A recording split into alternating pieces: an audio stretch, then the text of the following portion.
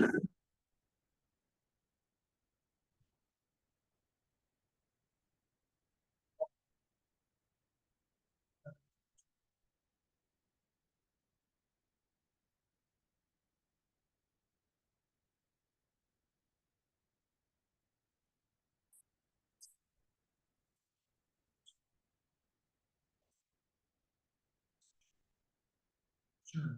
Let me go through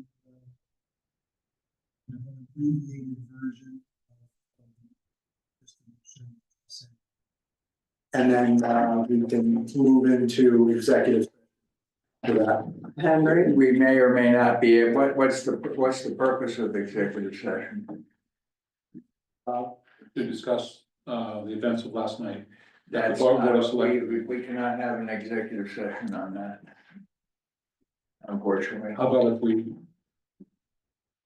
If we have an executive session, we should wait until next month and we'll have to have advice of counsel as to what it can be on, but there's limited things like if we had litigation pending or legislation concerns and a few other things, but we just generally cannot have an executive session to review other events or other meetings. how about if we have discussion policy, internal policy?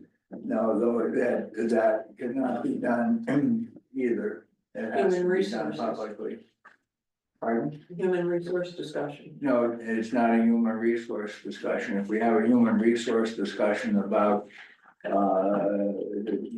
the people who are being discussed have the right to have it be discussed in public if they wish. So we When can you have one? pardon? When can you have one? The ones that I talked about were, you know, if it's litigation or legislation. Or a contract issue or something like that. We disciplinary ask for guidance, but with regard to last night's meeting, I was clearly told that that was not protected. Okay. So we would have to have that if we wanted to discuss last night's meeting. Okay. Be ready for it then. Okay. All right, minutes of last meeting, do we have any? Oh, okay, Edits, yes, I'd like to suggest the following edits to the minutes of last meeting. Under audience of citizens in the last bullet points, and certainly there are, and we know, concerns with ice flow. Many docks have been impacted. To my knowledge, and to this committee's knowledge, we have 3 reports of docks being impacted. So I think we should be specific unless we have more reports that I'm missing, that 3 docks clearly were impacted. 2 were repaired by the property owners, and 1 is under approval for an emergency repair. Okay, so there was just a total of 3. Yeah. Because I did not have those numbers. There's 191 docks. What does many mean? You know, on the lake. So, second edit is under water quality. TRC will be implementing their plant mapping. They're doing it in August. They consistently do plant mapping in August. The late April or May was if we were going to do a second one with Greg Bugby. And because of the cost of $2,500, I think we kind of tabled that. So we are gonna do it in August. We're gonna do it in August. Okay, thank you. okay, so any other adjustments? Okay, so I've moved to accept the meeting minutes as edited. Any discussion? All in favor? Aye. Any opposed? Any abstentions? Oh. I was an aye. You would abstain, You can't vote if you. so you would abstain. So Noreen, Dave, and Noreen, Dave, Yeah. abstaining. Okay. All right. We have quite an audience of citizens. If you'd like to please state your name and address and your business that you'd like to bring to the board, please. Sure, Frank Difford, 16 Orange County Road. I have an application submitted to the. We'll review it under permit review. Yeah, we can do that under permit review. Hi. Hi, Jason Rico, 102 Lake Road. I just wanted some clarification. There were some statements made last night at the Board of Selectmen meeting about boats and pollution. And I didn't know if, I'm not here to argue about the motor stuff. I just want some clarification on the pollution. Is it from the actual engines themselves, or is it the churning of the sediment, or is it a combination of both? I didn't know what the bigger the motor equaled more pollution. I got the sense that that was what was being, what was trying to be conveyed, but I didn't know if that meant motor oil, gas, or churning of the sediment at the bottom. Can somebody clear me up on I that? can speak to that. It basically is the weight, the churning of the water, the displacement, because the engine is bigger, weighs more, the boat's generally bigger, and weighs more. Even when it's governed down, it may produce actually more weight because it doesn't necessarily fully plane.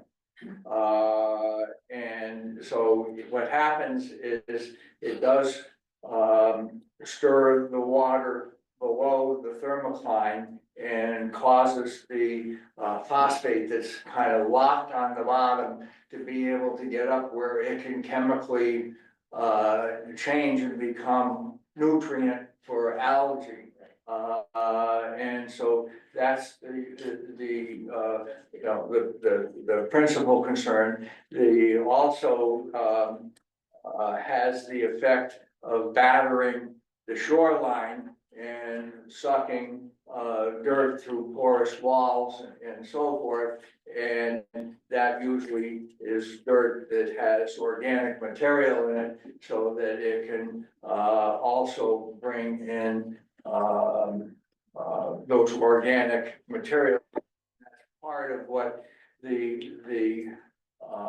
what's left lawns and woodland and ended up in the first 20 or 30 feet offshore as a result is also what's, making it easier for our larger plants to grow there now than they could 20 years ago when it was less nutrient rich soil. So it's all additive, it's incremental, but that's the basic issue. I don't know whether there's any likelihood for exhaust or oil or gas any more than any other outboard engines, but I've also been in national parks where they allow outboard engines to work in reservoirs that are used for water sources. So I'm not sure that that's necessarily a big concern, but I'm speaking informally. We haven't really had any guidance from our consultants on that. Okay. Over 3 years, we have collected a fair amount of data, and I'm actually going to make an address relative to that, because I think we need more data and we need to have balanced data to be able to make good discussions in conjunction with our lead consultant. Thank Jason, you. excuse me, Yes. what was your address? 102 Lake Road. Thank you. Okay, thank you very much. Great. Thank you. Hi. Kristen Mock, 24 Doubleday Road. I was just wondering if there was updates on the storm drain testing that Eastern did. If you're gonna get to it, that's fine, but that's fine. We are gonna get to it. I would say overall, there was further testing done of E. coli. It did not match the testing There was a reason for that. The testing done by Eastern Highlands was done in dry weather. The testing done is when the stormwater rain was going through the drain. And their testing showed high EQ. But basically, after 6 weeks, after thorough investigation, visual as well as E. coli, there is not a public health issue. It does not mean that there's not an environmental issue, and we have to address that tonight or at subsequent meetings, depending on what we get to. So I hope that helped you. Hi, behind you. Hi, Allison LeBlanc, 27 Wildwood Drive. We're just here for updating for school assignment. cool, all right, Welcome. Sophia Neon, 9 Scarlet Drive. I'm hearing. great, welcome, Sally Robinson, 26 Lake Road. Here to listen. great, thank you, Linda Bober, 6 Collins Drive, just here to listen. great, John Williams, you called, just here with her. great, welcome, glad you could all be here. All right, so, oh, I'm sorry, we have a James Locke online. Yeah. Right here, yeah, Captain America. Okay. And then don't.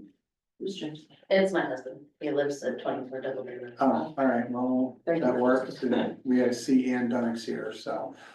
All right, I think that's everybody, so, moving along, any, communications in general? Yes. Hi. everybody.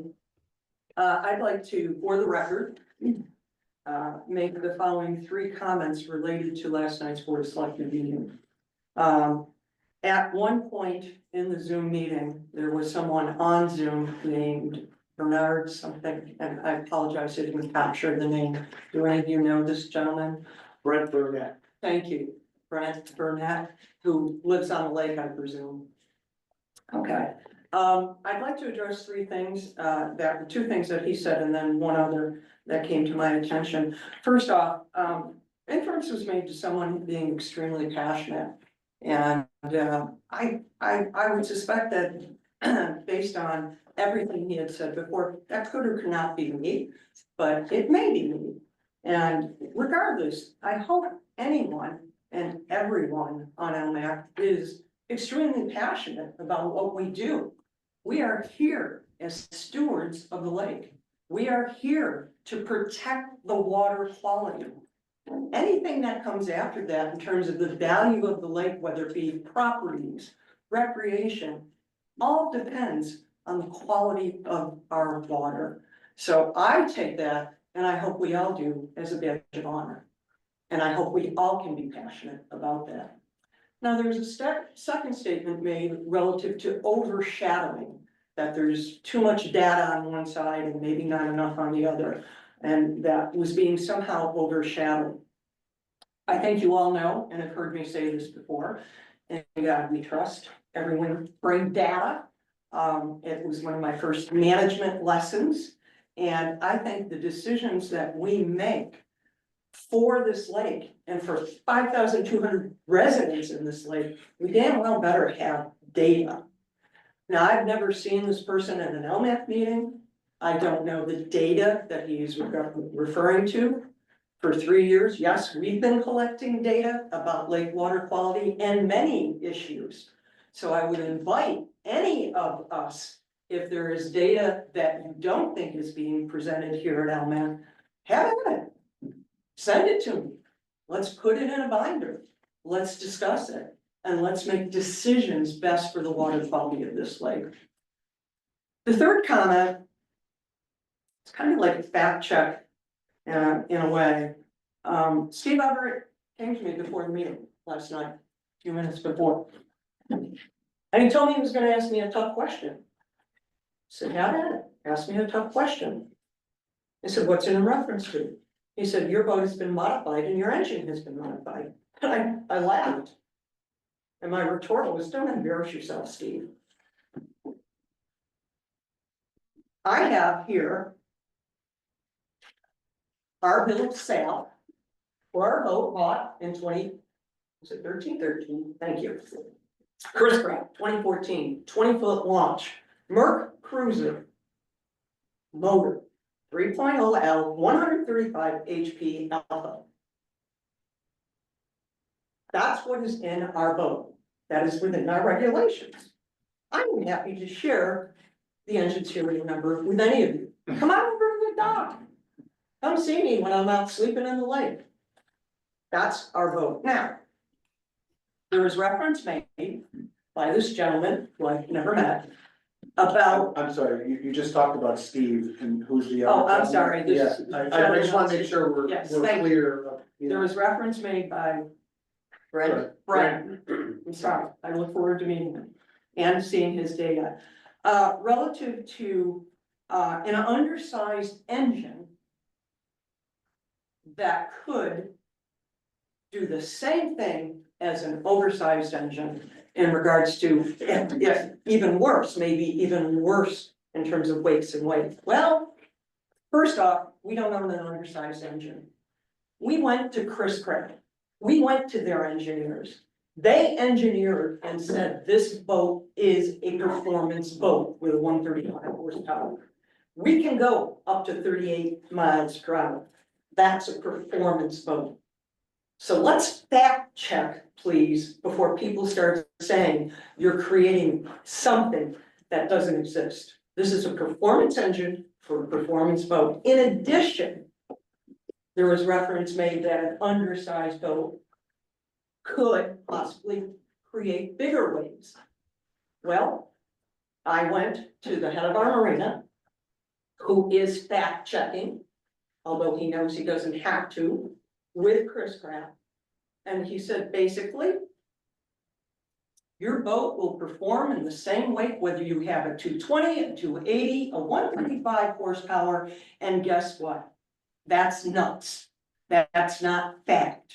It is not a fact argument, quote unquote. It's the hull design and the displacement of the hull. And he's happy to put all this in a letter. So for the record, I'm just saying, I'll be extremely passionate. I hope we all are. I welcome any data. I think we all do. We're data driven to make these decisions, and let's fact check as these people are making these types of assumptions. Thank you. Thank you. Just to follow up on that, when I was head of Marine Patrol, I inspected Mary's boat. First year I was the head of Marine Patrol. She did have documentation from Chris Pratt that. Oh, that's she right. said. We had the letter too. Yeah. And what she doesn't know is I contacted Chris Kraft to verify. I used the boat identification number to verify because I wasn't just gonna believe a piece of paper. Sure. It could have been. Not Manufactured. whatever. So I did check with the manufacturer, which is the way to do it. Check with the boat identification number, or you can also use the engine serial number. So. Thank you.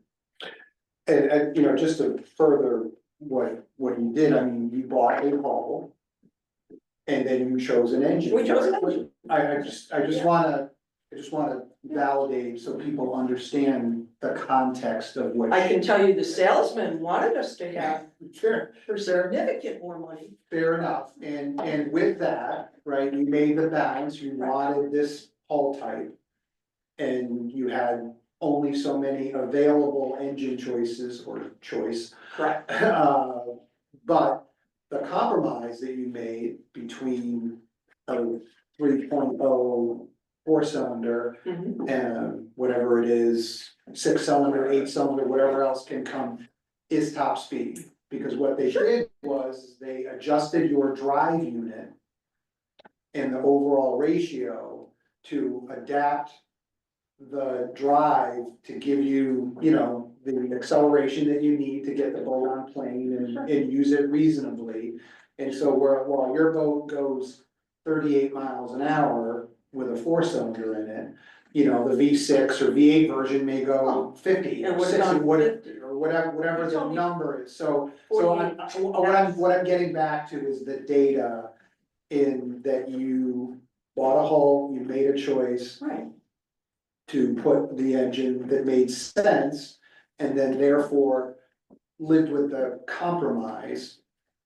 And engineered through it because your drive ratio or prop pitch or whatever is different than what's on a V6. And we did it for the sake of this link. Fair enough, but I'm just saying, I wanna point out that there's engineering that can be done to make these things work. Exactly. So so thank you for. Hey, Mike, I have a comment. Is it engineering or is it simply choosing a 3.0 liter 4-cylinder to power a boat that's bigger than normal? Well, what I'm saying is I mean, it's engine selection. It's engine selection. Right, but there's a certain amount of engineering that goes into making that engine work as an engine choice, or any engine work on any. I guess what I'm saying is half the boats on Columbia Lake are 3.0 liter engines, 4-cylinder, that don't give you more than 135 horsepower. So isn't it just picking that footprint up and putting it in their boat and then ordering it being manufactured that way? Yeah, I mean, Yeah, you don't have to put a bigger gear at lower end on it.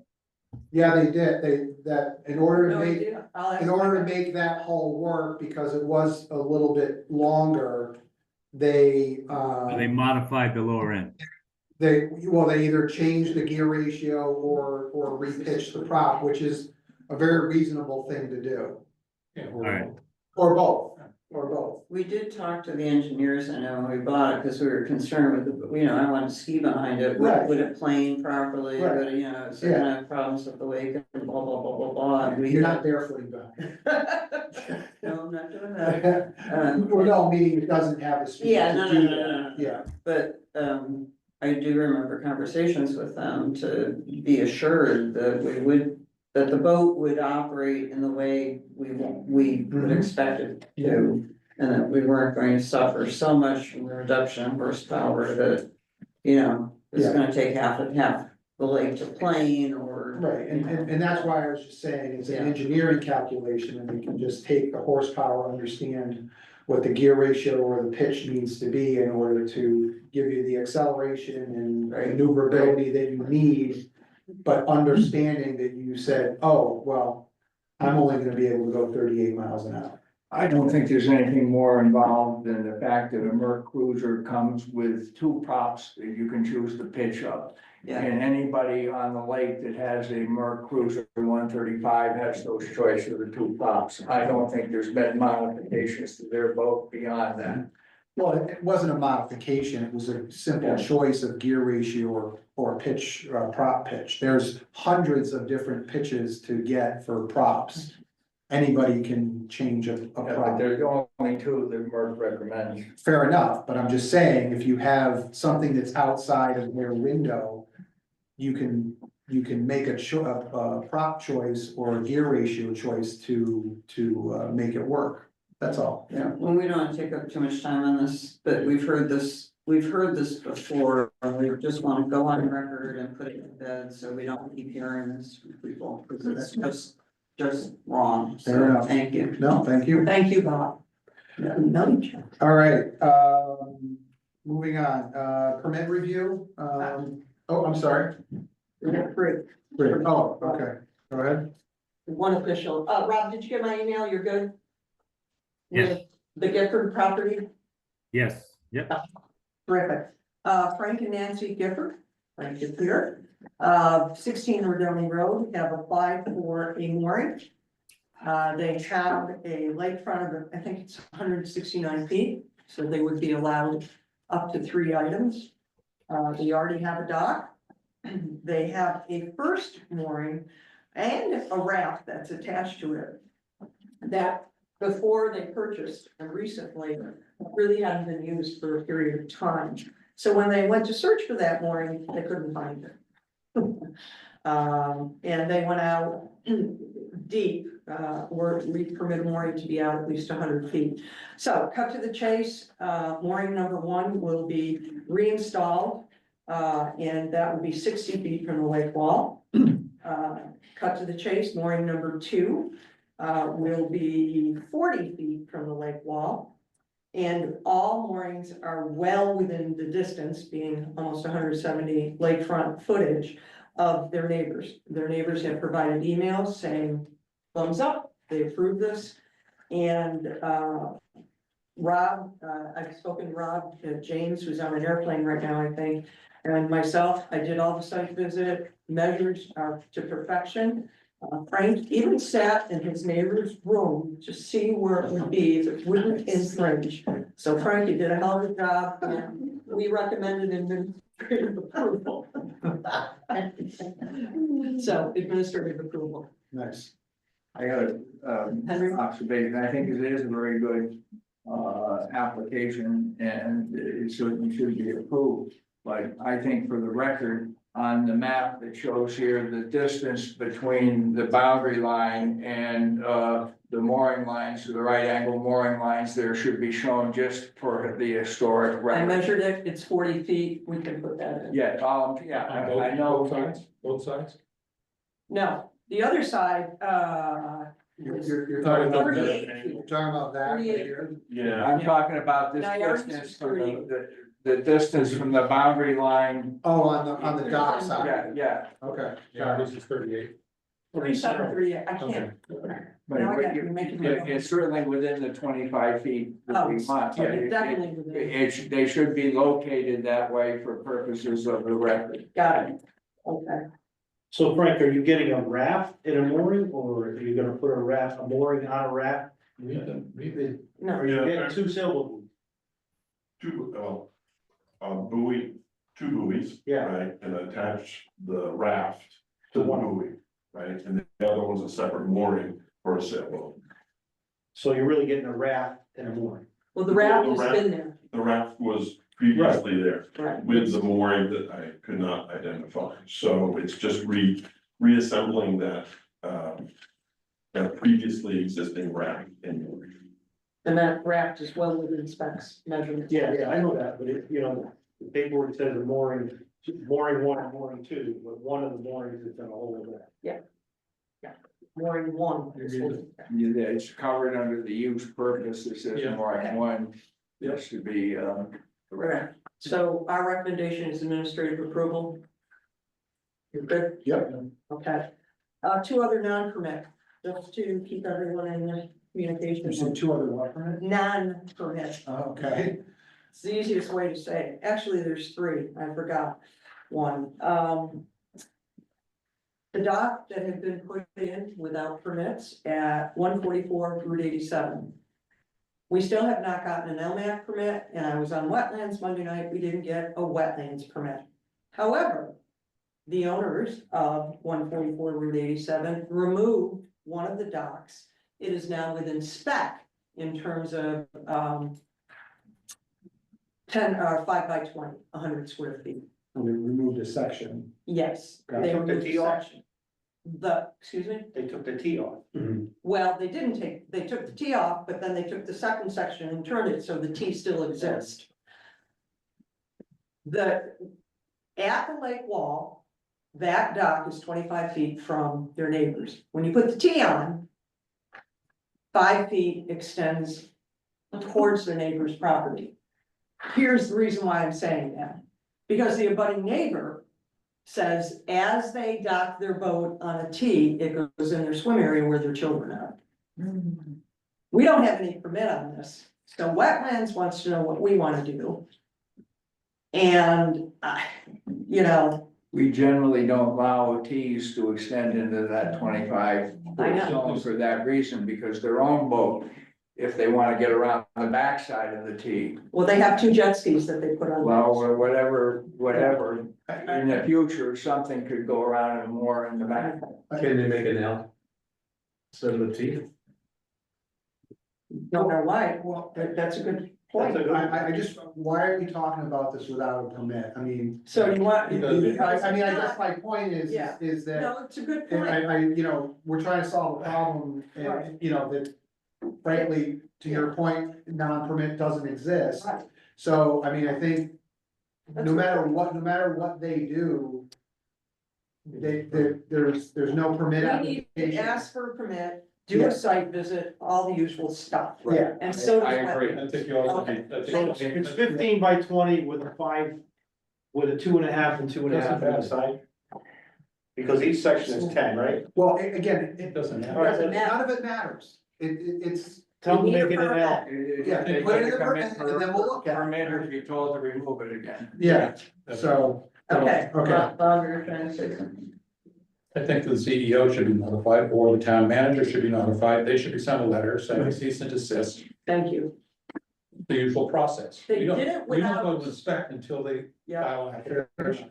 So okay. it's the town's Well, problem right now, not ours. and then the next two issues may be the same. Exactly. So go through the next two. We have Four Sunny Slopes, a property that has been over a period of time, had part of the seawall, Bob, you'll have to help me here, removed, has had a sandy beach added, and the sandy beach is into the lake bed, let alone the erosion with all the rain that we've just gotten. As well as another portion of the seawall that's been removed. Oh, And more? I think either rebuilt in its place or extended. Okay, I'm not sure. with all without a permit from wetlands, Right. all without a permit. The zoning enforcement officer has been alerted She will and be there tomorrow morning. she's going tomorrow morning. There you go. The third one, and I'm sorry, I don't have the address. So wait a minute, before we leave that one, so that's another letter from the town? Well, the zoning enforcement officer will go tomorrow Oh, sure. and probably do a cease and desist. Start that process. She Start the process, exactly. Okay. Again, in my mind, the town starts the process. Informs the owner that they have to go through an application process, which will then come to us. That's the way I think it should be.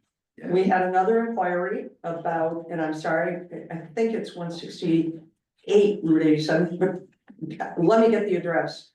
Seawall was painted.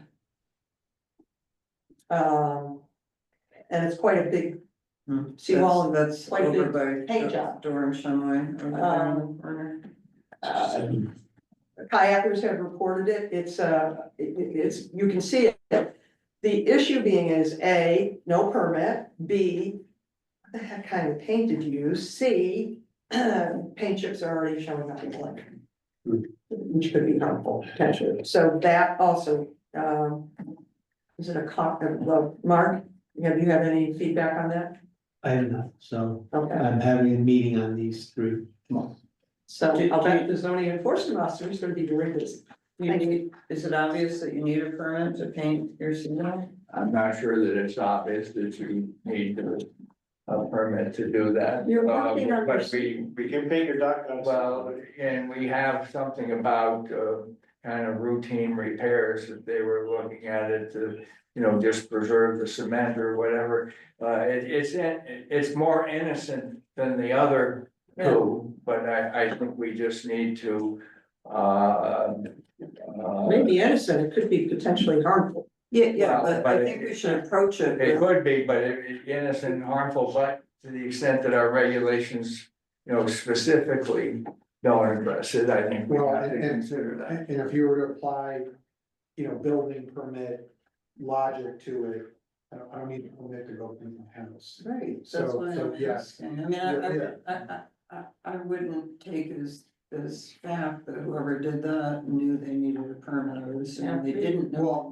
Well, I think what we're saying is I don't know. Can't judge No, we don't require people to come in for permits to restain or repaint their docks. Many do, but we We don't. have guidelines. Yeah, yeah. Yeah, I don't see. well, either So way. if they painted it gray, no one would have known, but they painted it blue. Right? So I guess, All the painted blue, or Yeah. gray. The concrete dock? well, then I guess. It's like it's, Oh, I know. yeah, it's.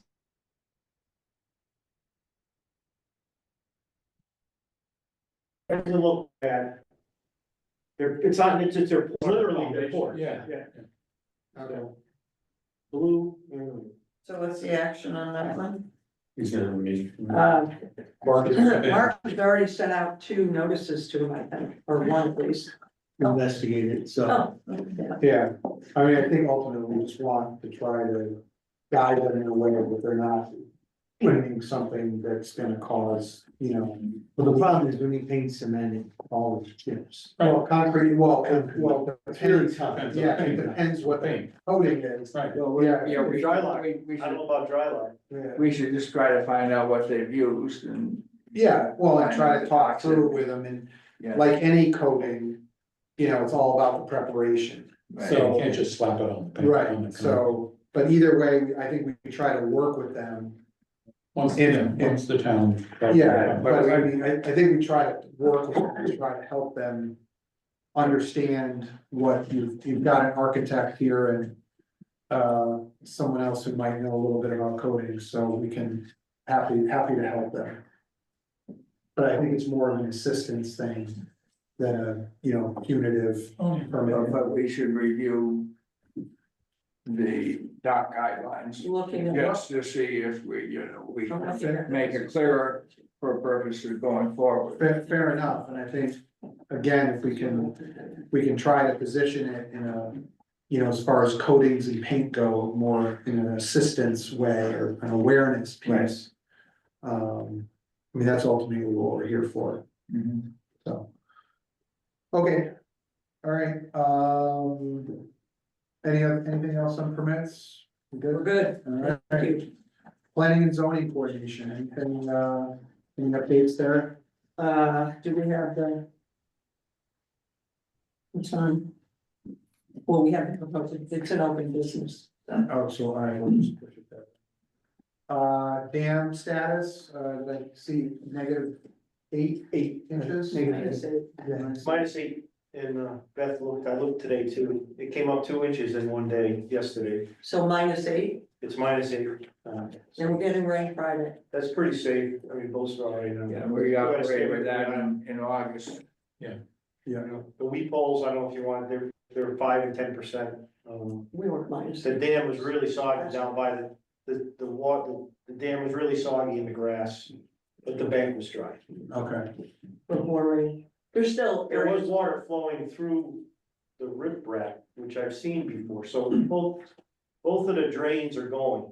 But the riprap coming from the river, or the flow, there's quite a bit of water flowing out through the rocks, it's not up above, it like appears about the level of the exit. Which I've seen before, but maybe because it was a rainy day, a day after a rainy day, there was more water there. you mean like the back side of the dam? So here's the soft sluice, the and wet? sluice way comes down through a Yeah. bunch of rocks, it has about 150 feet of rock.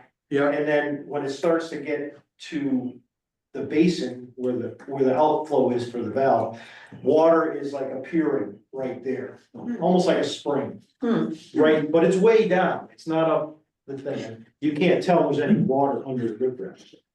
It's okay, all right, well, let's keep an eye on it. Yeah. I mean, I've seen it before, okay, How long ago though?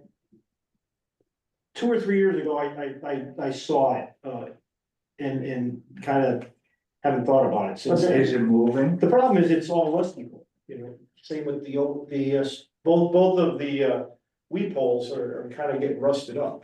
Is the water in the riprap, was it moving or? was Yeah, it was just slightly flowing like not even like a brook, a small amount. So this was at the edge of the slope, Right at the very bottom where it goes into the, but it wasn't coming down the face of the sluice. nowhere near that, about 150 feet away from that. Would that indicate sort of undermining? well, Yeah.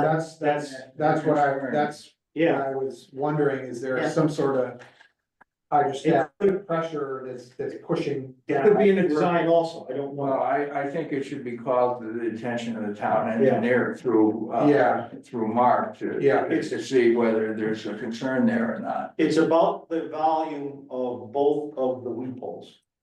So it's probably, I can't even guess, 5 gallons an hour or a minute or so, you know, it's, you know what I mean? Yeah, no, I hear you, it's a great, it's It's enough- extremely It's helpful. enough to see. Yeah. Yeah, right, so. I don't, personally, I don't have a concern, because I've seen water, you know, once the water starts flowing over the flow, you can never tell that. Yeah, but then you can't see it. Yeah. It's constantly happening. But I didn't look at this during the winter, and we could have seen during the winter. Well, maybe not because the lake was lower, not as much pressure. Well, yeah, cause you don't get, you get that head pressure. I don't think that matters, the weak poles go the same. Yeah, No, but if there's a breach running through Yeah. an earthen dam Yeah, and it's in the head pressure of the lake, the hydrostatic pressure of the lake is pushing through that and showing up down low, that would be a concern. it should be Just still from- visible with the full lake. Yeah, Yeah. and, you know, if there isn't, I mean, I'm just guessing at this point, but if there isn't enough, if the backside of the dam is saturated, right? That's where it could be coming from. Well, yeah, Rain. it could, it could be coming from. So when we go up, as soon as water flows over the dam, we won't be able to test it again, we won't see it. You won't see it. Yeah, It's still But we happening. do have Yeah. the ability to keep an eye on it now as Yeah. the rain dries out, and we should, We should have looked at it Look before at it Friday, we regularly. could get another, we could get 3 inches of rain. alright, so well, thank you for that, it's a great. I say it's really no more than what's coming out of the weak poles. Yeah, But it's still there, that's Yeah. the but concern. it's coming out where it shouldn't be coming. Right. That's the Right. point. okay, Unless it's engineered to do that, but we don't. Correct. No, it's not. yeah, I don't, No. my guess is no, but. And the brook is flowing quite well still, so there's still fine. Rapid within banks, looks good. Okay, great. Alright, dam emergency plan, any, no change, water quality. DRC is starting their field visits in May. Very happy, we'll have our first results in June. In June. Alright, But the water was a little cloudy around the dam, I did notice that. Hmm. A little cloudy, there's 2 geese that came after me. Oh, So, buddy. they may have a nest up there, but I don't know. I didn't have see it. not found it, I've been all over Rams, all over the dam. Yeah, as soon as I got And they out, both attacked me. yeah, as soon as I got out up where I measure, they flew up on the dock and it was honking, it was pretty good. There's, they must have been a summer over They've been there. on my dock, someone said they saw 2 little ones today. Yeah, I saw 5, but there's one family with 3 and there's another family with 2, they were all in Emmons lawn yesterday, I wanted to fill our bird feeders. okay. Fishing, any fishing report? We have the fish survey is gonna be taking Oh, place. I forgot, yes, electrofishing. Last year, they conducted the first one, but they wanted to make a comparison to the last one they did 20 years ago. They wanted to do it in the same time frame, so This they is have, state. this is deep. Deep, okay, Deep has agreed to do an electrofishing survey May, right after Memorial Day, 28th, I believe it is. It's an evening event, Henry can describe it because he's been a part of it. Don't get in the boat, Henry. You're gonna- No, it's, you know, it's very good for somebody from Elmac to go on it. It's a learning It really experience. And, you know, if nobody else will go, I'll go again, but just to observe it, but other people should experience it. And I think they might take 2 people. I'd love to go, Henry. well, who's anybody in I'm contact happy with to Deep? Alright, so, I said I'd go. Oh, I'm working with the guy from Deep. okay, so, if you can Very get through, nice. yeah. Okay, great. Deep guy. Yep. Well- Watershed management plan, and no change, stormwater runoff infrastructure. I'd like to suggest. Why am I suggesting this? Oh, I'd like to suggest that we put off stormwater drain review from Eastern Highlands until the June meeting. Because the head of Eastern Highlands, Rod Miller, has offered to come to present the results to us. So we can have a conversation about if it's not a public health issue, are there other issues we should be considering? And his name is Rod Miller, and he is happy to be our guest next. That would be fantastic. Are we talking about all stormwater runoff? or is No, that this is just specifically study? stormwater drain two. Yeah, The one general, with the E. coli. the one with the E. coli, the general overall stormwater runoff infrastructure. I have nothing to report. Who else is on that committee? Is the state gonna come out or the town gonna come out and start pumping them up? Clean them up, when are they scheduled to clean? The stormwater culvert, or the, Oh, well, Mark would when they clean out the catch basins. Say something out. we had, I think we did that like a month ago. They do it in December at the Okay. end, but then they do it again in the spring. And then again. I think you're right, if I may. Sure. I'm pretty sure I heard, I farm, and I'm pretty sure I heard that thing's a pretty loud. Right. Yeah. I got a lot of complaints. I'm pretty What sure I the heck heard is it. that noise? Down, That's why I think I knew it was down happening. the road. Okay, But they do it 2 or 3 times a year now, right? I think two. 2, okay. I'm almost positive you're right, they did it. If there are two people, town does it and state does it, No, we subcontracted. between the both? Well, it's Depends on 387, whether it's it's The state state does the state roads. Right. Town subcontracts the private roads. And I think we have an employee that goes along and monitors.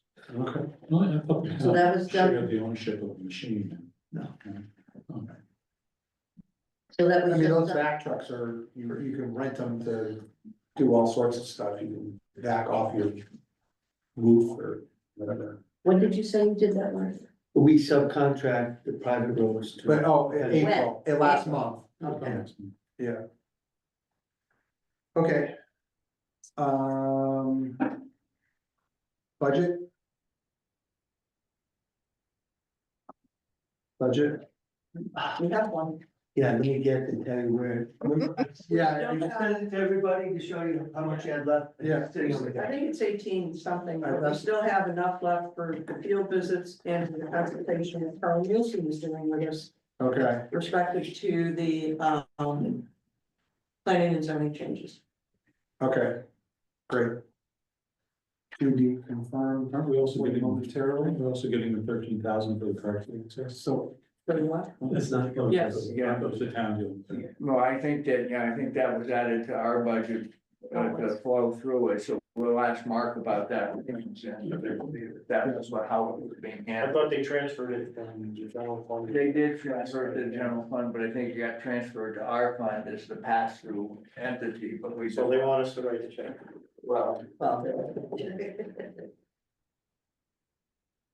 Yes, Mary's right, 18,724 remaining. that sounds right. And what about the additional, for the study? For the car. Oh, what we transferred in for that? It was like, right, 13? Oh, what was it? the 13 is for the gate.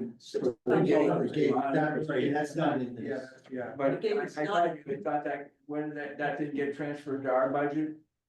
It was transferred to something else? No, that was transferred to the Marine Patrol Lake Management budget. Okay, You so are that's what confused me when you said lake management budget, I thought it was ours. Okay, so we're not. You're the Lake Management Advisory Committee budget. Okay, very good. And we shouldn't have named them similar. There's a lake management, There is, Lake Management is the beach and Marine Patrol and The recreation aspect of it. Yeah, lake recreation. no, there's a recreation department too. No, I said lake recreation. Wasn't there an $8,000 thing for the additional consultant? Yes, yes. There's an $8,000 figure, which I think is part of this and part of Mary's report coming up when we get down to zoning. Yeah, I think. Well, that's- Oh, that was to answer the zoning question. Correct. Yes, yeah. Okay. Just before we move on, should we put TRC as a guest for next month? I'll see if Carl's available, yeah, alright, so he can zoom in to hear Rob's presentation Yeah, and then make recommendations. Yeah, That means two guests next month? yeah, it would be Rob Miller. We had Carl Nielsen zoom in for the public, planning and zoning changes, but I can check to see, but that's the whole thing, because if we're gonna talk about, okay, there's not a public health issue, what else could it be? right. I do think we need the advice of both, Okay. getting it at the same time would be good. Okay, so Audit. on Yes, the yes, agenda, Thank you. we're gonna have Robert Miller, Which is the health director. for yeah, Eastern Highlands. Eastern Highlands. And then you're gonna have and Carl. TRC, Yeah, I'll contact Carl. okay. You're gonna call Nielsen from TRC, right? Okay. Yes, please. Okay. Okay, moving on to ordinance revisions. We've been waiting for guidance with respect to how the gate was gonna be handled to revise that. And, we're into the middle of the start of the season now, on the key card scenario, and there's I'm not sure how effective it is to try to accomplish getting the ordinance changes done this year. I'm here to listen. I've kind of run out of gas personally. Okay. We can do the best we can. I think we need to. Are you doing two separate things? Like, can you do half and half? You want the boat ramp separate from the lake, right? Is that what you're trying to do? No, we're doing all of it's all tied together on basis of the fact that we can govern launching of watercraft onto the lake for environmental purposes. And I would counsel that it's a good idea, or the wisest approach is to do it all as one package, because it's all comprehensive, tied together environmental package. It could be done. But only half is going to DEP, right? None of it's going to DEP. Just what we took out, Henry, we gotta send them what we're taking out. Right. Correct, well, we have to clarify that with council as to whether we need to do that or not. And we do wanna have a conversation with Deep after we have taken these actions, because we want to maintain good relationships and balance it. And I've had conversations with council to guide on how to do that. And at the moment, the guidance is, yes, it's a good idea, but we haven't, I haven't gotten any specifics as to timing and how best to accomplish it. I personally think that we should keep going. I mean, we put a lot of effort, you in particular, Henry, Mary, I forgot who else was on, Bob was on the committee. Chairman, subcommittee. And, Bob, Well, we had a lot of momentum, and I know we had. It is difficult to, I think, take some of these changes and throw them in midstream into a season. There's a certain elegance and balance to having them ready before there's the first inspection that's been done at the beginning of the year and the ramp is open for the first time. We can look at it, but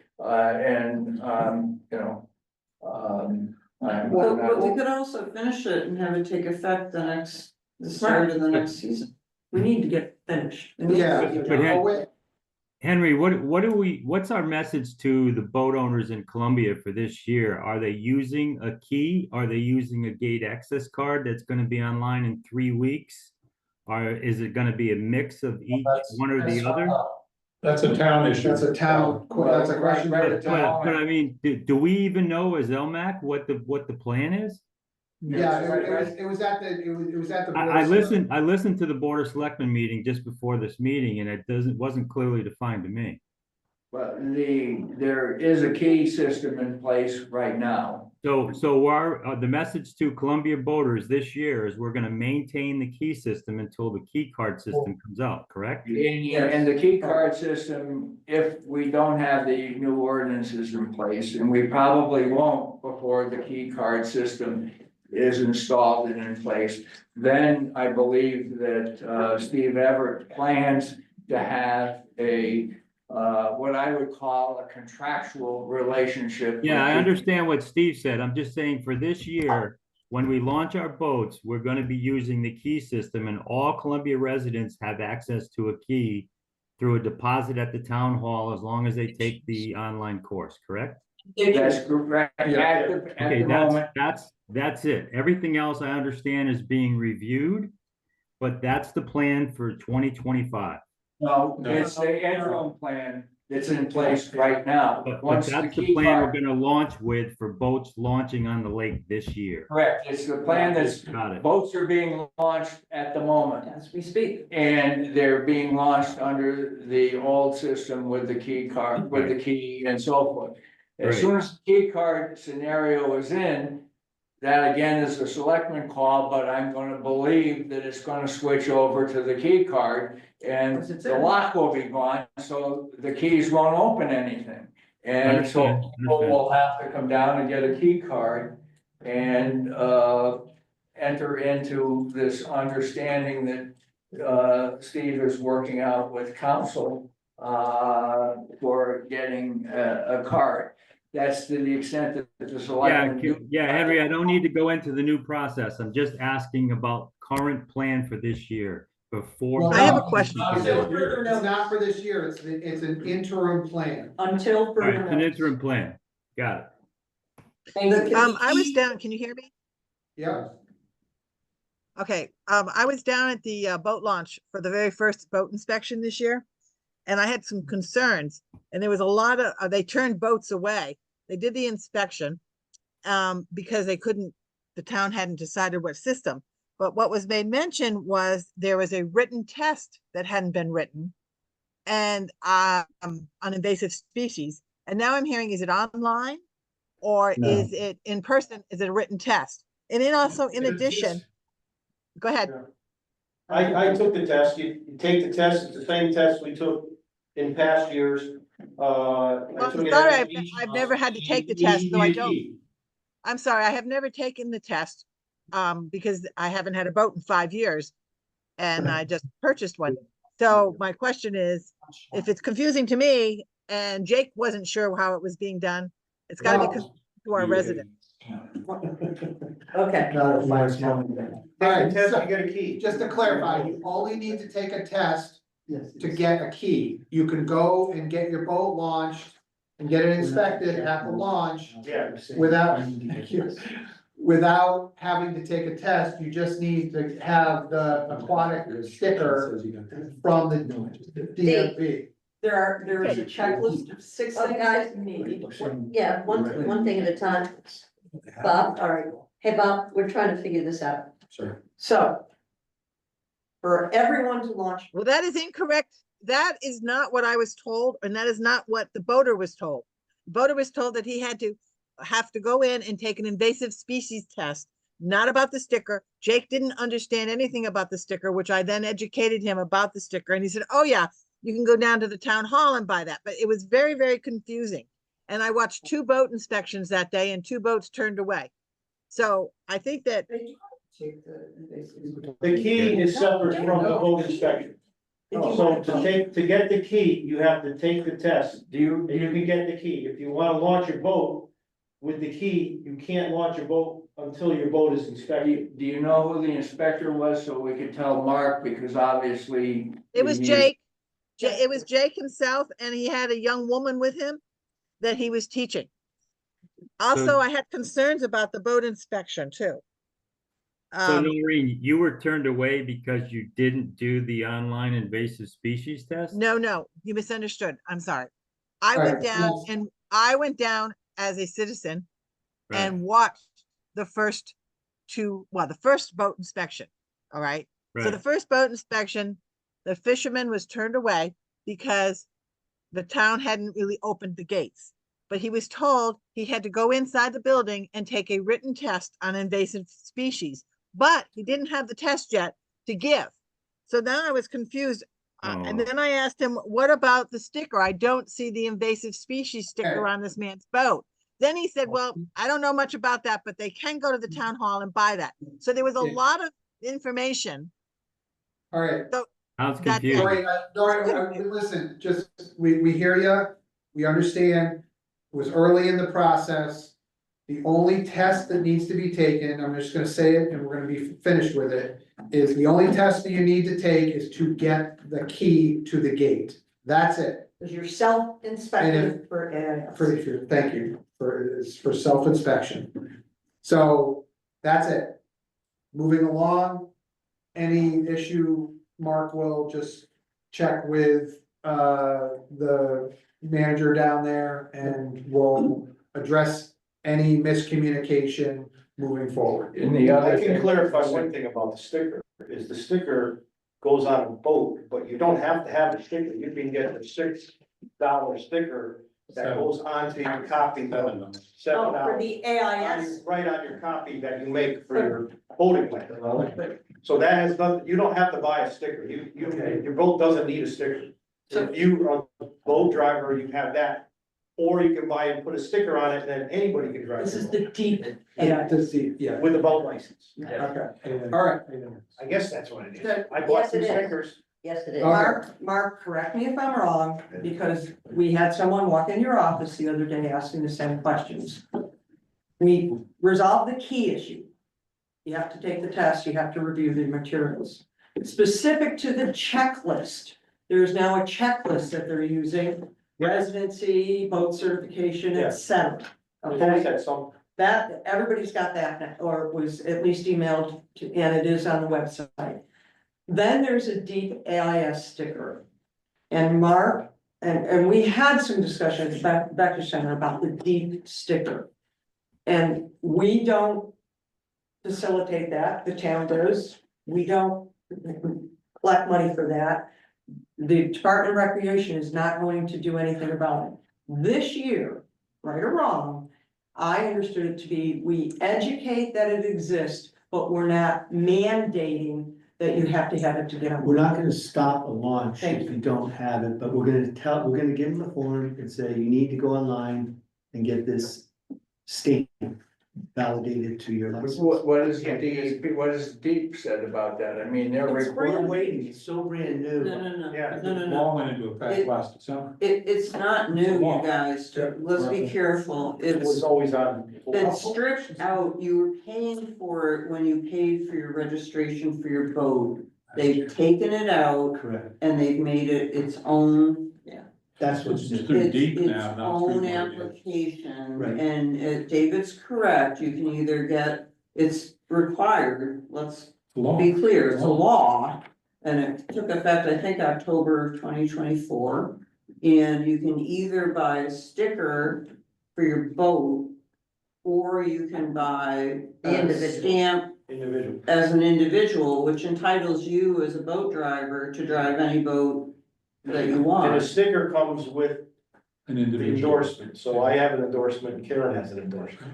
Yeah. So we both Yeah, get. it's multi, Right, it's to your boat. right. Okay, now, No, it's not. No, individual is Individually go individual. in, but It's No, the not- sticker goes on, it's directed to a boat. To a boat. if you bought it as a boat, Yes, now, I think. it's also for. There's some gray area there, I No, know. it's quite clear if you read it. Any boat that But- requires a registration but- requires, I yeah. think In the the town Yeah, yeah, is yeah. best advised to check with Deep on this. I think we can certainly allow people to launch without it, given the fact that this is new.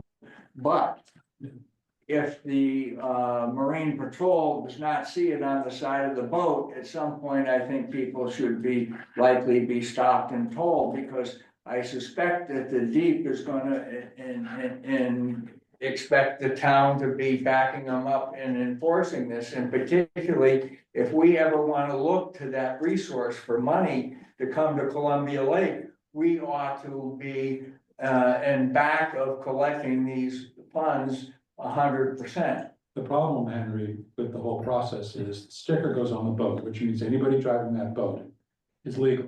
correct.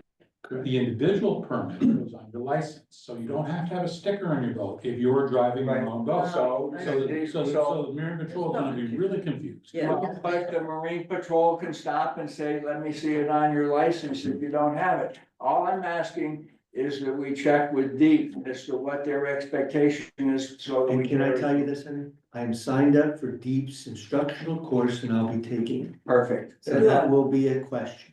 Thank you. So my only question is, I have two boats, I only have one sticker. You need, well, did you get it? I got it for one of my boats.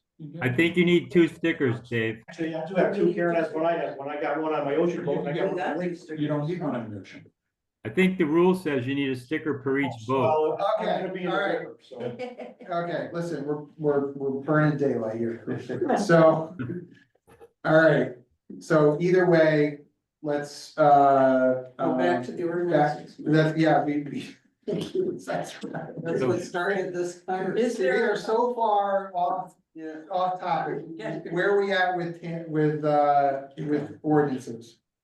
I say we finish them and have them ready to take effect the beginning of the next voting season, and then we'll have a chance to work with the key It's a system. key card system, being no different than a key. Yeah, The only difference is we'll know exactly when you use it and exactly, we'll have a picture of who used it, because there'll be a camera in there. That's the only difference. And So if you we wanna- just have to insert key card into the town. Right, you can just turn it off. If you violate the use of your key card, it can be turned off at the computer. So would you have a date to look to finish up the ordinances? and Yeah, we look at have a what- project timeline and A new timeline. the hope was BOS would approve by their next meeting in May, so we can carry. They have the draft. Are you gonna, They are have you the gonna draft be able out to now. do it? No, we won't get it to BOS by the next, because we have other pressing issues. At So least- July? Is that So right? Henry, what do you feel? Because it's gonna be pretty much you and I. Well, Bob's been. I'm not working on it in May, I'll tell you that. I don't have the time. We can certainly work on it, but the process is the selectmen have to give us some guidance. They may want us to tinker with some of the provisions, or they may say fine. But then it has to have a public hearing. Right. And the public hearing will take some time, and there's likely gonna be some tinkering after the public hearing, and we'll, keep it. Why not do it in season when everybody's here? Okay, so can Using the lake. can we ask that over the next month or few weeks, at least, to revise get a current status of where we're at, and then just put next steps together? The current status where we're at is the Board of Selectmen has a draft copy.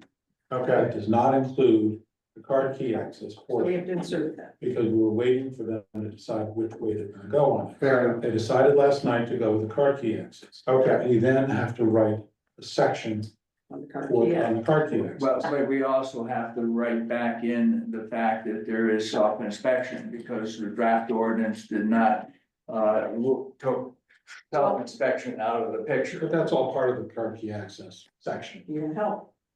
so. Independent, you can't do it the next month, right? This month or next month? Well, I can take a stab at it. Okay. The three of us. all right, Let's do it. so, all right, that would be great. So, All right. so our goal right now is to have a draft of the Entire thing. the entire, okay, I love it, the entire ordinance revision, all Submitted to the Board of Selectmen, by, 1 month. Well, I think you wanna have, do I think you wanna have it to come back here first. Well, you want it to come here, we have to do either a special meeting or review it in June. The only thing we need to review would be the card key access section. Is what? The card key access section, because the draft that is in the hands of the Board of Selectmen has already been approved by this committee, Yes. Yeah, this commission. that's true, that's Right? true, So yes, the only that's true. thing we have to review is the card key access. And the We're self-inspection, not going backwards, we're Yeah. forwards. I got it. all right, Can So, we do that one without a meeting? I think next month we can review that section. I think we can review it quickly. okay. I June. mean, it's a paragraph, Yeah, it's a paragraph, 2 paragraphs. BOS in the second June. So can you just do it and send it Yeah, out to all of us and have us look Can we at it? do it? So, Maybe a couple of days before the meeting, send it out. So Yeah, that it's everyone's up to Memorial Day speed. weekend, that's the only thing. So there's nothing written in there about the physical key we use now? no, No. that's an It has internal. nothing to do with this. That's what I mean, Yeah. because that would walk No, right into. no. No, But there's no. nothing in. Okay. No, Well, because we knew it was it's gonna now May change. 7th. Let's aim for getting it out just after Memorial Day. Okay, And our next meeting is June 4th, so we're trying to give a 3 to 5 day. and then we can Review. give it to the Board of Selectmen right after on their next meeting. Well, yeah, as long as everyone agrees on it, yeah. Okay, And Henry will keep you in the loop. It shouldn't be. Shouldn't be controversial. No, I'm sorry, no, It shouldn't be controversial. no, try getting anything. That one. All right, No. okay, so, all right, You're gonna draft the entire ordinance. no. It's No, already- it's no. already drafted. No, the key, The but key what I'm card, saying is the yes. key card, that's all. So they're Yes. gonna redraft it with the key card in it and have it to us before our next meeting. Yes, Which is It's due Memorial for, Day. yes. yeah, okay. The key card should include the concepts the council is presently developing for Yeah. the selectmen to consider, Yeah. on signing, because that is gonna be the enforcement action for the key card, and it's gotta be part of the process. Yep, Yeah. Henry, if you're not available, Bob and I can conference with, town attorney. Will that include AIS compliance? No, Include what? no. AIS. that's. Yes, it has to No, include it doesn't. That's a AIS. state law. We don't want Well, state no, law but and we- regulation. well, it has, it compliance in terms of,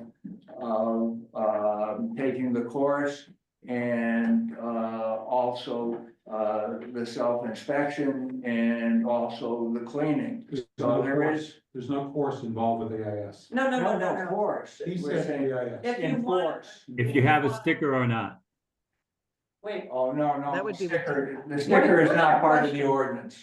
okay, I misunderstood the question. are we talking deep AIS or self-inspection and getting? That's part of the card key. Yeah, okay, Yeah. Things. thank you. Okay, all right, so everybody solid on that? Thank you. Rock, so. Rock solid. All right, TRC. Update plant mapping. I did, August. Yeah, you already did Oh, that. August, yes, sorry, Thank you. catch We can basins, remove that. okay. So we'll remove that catch basin schedule. We asked, and we do it twice a year. Right, so. And it sounds like it's been done. I will verify exactly when we did it. Oh, Okay, You wanna keep that in there? then? keep it in there and just put update from, Not only your Donny Road, but let's talk about, Lake Road, Sleepy Hollow, all over the town. No, it's been done, Catch yeah, I mean, Yeah. it's done, Ken. There are theoretically 70+ drains. I don't know how many catch basins there. clapping pond weed, any updates there? I'm not sure why this is in here. It's a part of the bigger issue of phosphorus, obviously, and water quality. We were asked to keep it here. It was probably in here from the point of view of educating people and talking about the concept of benthic barriers. Well, it was really the But barrier. I think at this point, we've done the education. It may need to be reiterated, but I don't think it needs to come here. Hopefully Didn't we the, publish? We published last year. yeah, well, I would hope that the Lake Association might also tell people that the good time We to can go repost. for the weeds is April and May, don't do it in August. Yeah. And remind them in a timely fashion in case they forgot reading it Right, last fall or in January. yeah, so we can republish and educate relative to. That's on the Lake Association, though, that has. we Yeah. can Yeah, remove- no, we can do that through CLA. So we'll I'd like remove to- that. I'd like to find out how, our drawdown and ice that we had this year, we haven't had ice in 3 years.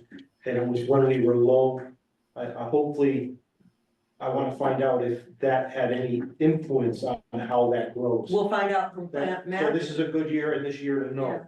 We'll Well, find it's out gonna from happen, plant But map. according to Because we hadn't Carl, followed the guidelines. according to Yeah. Carl, it's seed driven, so it doesn't matter. So it ain't gonna, it's not gonna Well, impact. let's see if it doesn't matter, Yeah, well, we can be hopeful. we can be old. I didn't hear what you said, Henry.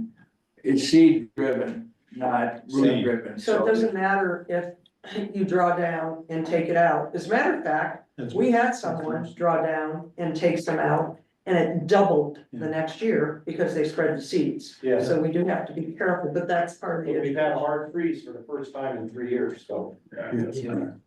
just see if it happens. Okay. Geese mitigation. Greg? Sure. Yeah, thanks. Want to thank Mike for being my co-captain on this effort over the last few months. And what we're hearing and seeing is there's a lot fewer geese than previous years, which is good. And now that they're having babies, obviously we don't want to harass those families. But what I would like to do is if we find a pair like a Bonnie and Clyde or somebody that doesn't have babies, allow to continue to harass up until the molting season next month. The fewer we have molting on the lake, the better off we'll be. And I just want to be in unison on this, or if there's objection, taken, and we'll stop.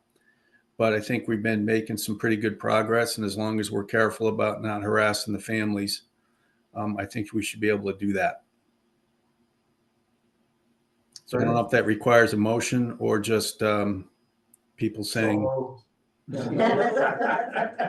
Agreed. Okay. So can you harass them when they're on shore? Cause I had 2 after me today. I would have gone back after them. Yeah. We want them off the shore into the water. We were going to go out today to take a boat ride, but it was too We had a crazy. little discussion. There's 2 at the So, all right, dam that need. I'm sorry, did I hear a motion or we? I said so moved. So moved, done That deal. they So motion to continue continue to until molting harass yes. non-mating pairs. Yeah, okay, Okay. it's not motion, that's just Until a molting continuation of, Until molting season. yeah, continuation of activity, yeah, okay. Manage, Wait, what, I'm sorry. you got the geese addling team, Oh, I'm sorry, yes, 10 eggs and more to come, hopefully tomorrow. all right, Oh, you're still addling? We're still addling. Oh, all okay. right. We found several nests. We're up to 5 or 6 nests. Where are However, they the now? geese weren't in them or they got out of them. We found 2 nests with eggs and we've added 10. Where are they? Utley. But I will tell you, there are 7 couples of geese up there. Wow. So the nests are there, but it is damn hard to find them and damn hard. We Mike got, knows he came with us. yeah, poor Mike. He was up to here in his waders, because it's so mucky and it sinks. So we are making progress and we'll do the best we can. I'm saying tomorrow facetiously, but I hope. I'm retiring. Yes, Muffy retired now. Okay, wow. All right. We're trying to minimize divorces. All right, well, thank you both teams, for everything there. Management, review on moorings and rafts is an open item. Could we substitute if possible and go to planning and zoning, because we've got to Sure. spend some time on that. Sure, And unless if anyone's objecting. well, this No, is their. I would agree that we've got enough other issues at the present time than to try to take this one on this summer. Gonna take it. I'm handing out, and then I'll give you an update. Where's the proposal? Why we have a proposal in front of us. I'm handing out a map of the residential agricultural section of the town of Columbia. Let me begin, and Henry, please, add in as you see it. There have been 2 public hearings so far related to currently what we have specific to agriculture and specific to the size of a accessory building that will be continued. Everything else, I believe, was closed for the public hearing. One of the reasons why agriculture is still remaining is currently, relative to small animals and poultry, except a rooster, you need 1 acre of land. That's the current. The proposed in the entire residential agricultural section is that there be no size of a lot. So you could have small animals and poultry on any lot in the entire residential agricultural area. One of the issues that came up is as you look at this map, The maroon is designating what are non-conforming lots. And you can see around Columbia Lake, but in other areas of Columbia. And it wasn't just people who live on the lake, there were other people at the public hearing. Question, why would we allow this? Now, from an LMAC point of view, there's a phosphate issue or phosphorus issue. In addition, there are potential, and even a farmer weighed in on this, neighbor relation issues. If we were allowed every residential agricultural small animals and poultry on any and all of this. So we're going from something, an acre, to 0. That's agriculture. The accessory building is being built. It could be built again in non-conforming as well as conforming from 120 square feet to 200 square feet. Without a nutrient. Without a allocation nutrient allocation plan. And our watershed dictates nutrient And allocation. also, I think, septic. So is that the, I'm sorry, is that where we still would have a nutrient allocation plan? No, they are removed the. We do not require nutrient allocation. For- For 120 square feet areas. Oh. Right now, Right. now they're saying Okay. 200. So So, that also would not require. cut to the chase, after much discretion discussion, of the agent, I think it's. cut to the chase. What LMAC asked was, can we, and what planning and zoning agreed to, can we try to assess if there's going to be an issue of more phosphorus coming into the lake? So relative to the phosphorus issue, we have a proposal in front of us from TRC to do a computer-based sensitivity analysis. And if 5% of the land around the watershed area were to take on small animals, poultry, what does that do in terms of chicken manure and And the runoff associated with that. and That's runoff exactly- associated, 10%, 25%. I would suggest this is Plan A. If we want, we need to recommend this to the Board of Selectmen because it has a cost attached to it. Oh, excuse me, Mary, it wasn't just around the lake, wasn't it for watershed? I'm sorry, the whole watershed, area. Yes. LAR, LAB, LAC. And let's also back up and say that we represented to planning and zoning at the hearing that LMAC, and I think there've been 3 now. That we had met and we had voted at our last meeting to ask for the 2 to do a cooperative study. And there had been initial support for that at the planning and zoning from various members on that, recalling how we had worked together on the nutrient allocation plan originally 20 years ago. When this was voted on at the last meeting, it was the agriculture and the study was kept alive by 1 vote. It's a very closely divided zoning board and commission on this issue. And we also agreed in which I think is easy to do, and because we assumed everybody would support it, that we should, as LMAC, be looking to have a joint meeting with the Agriculture and Conservation Commission, who wanted to weigh in on this, as well as the planning and zoning. The reason we can't meet with planning and zoning is they've kept the public hearing open, and legally, when the public hearing is open, they can't be doing anything on the side.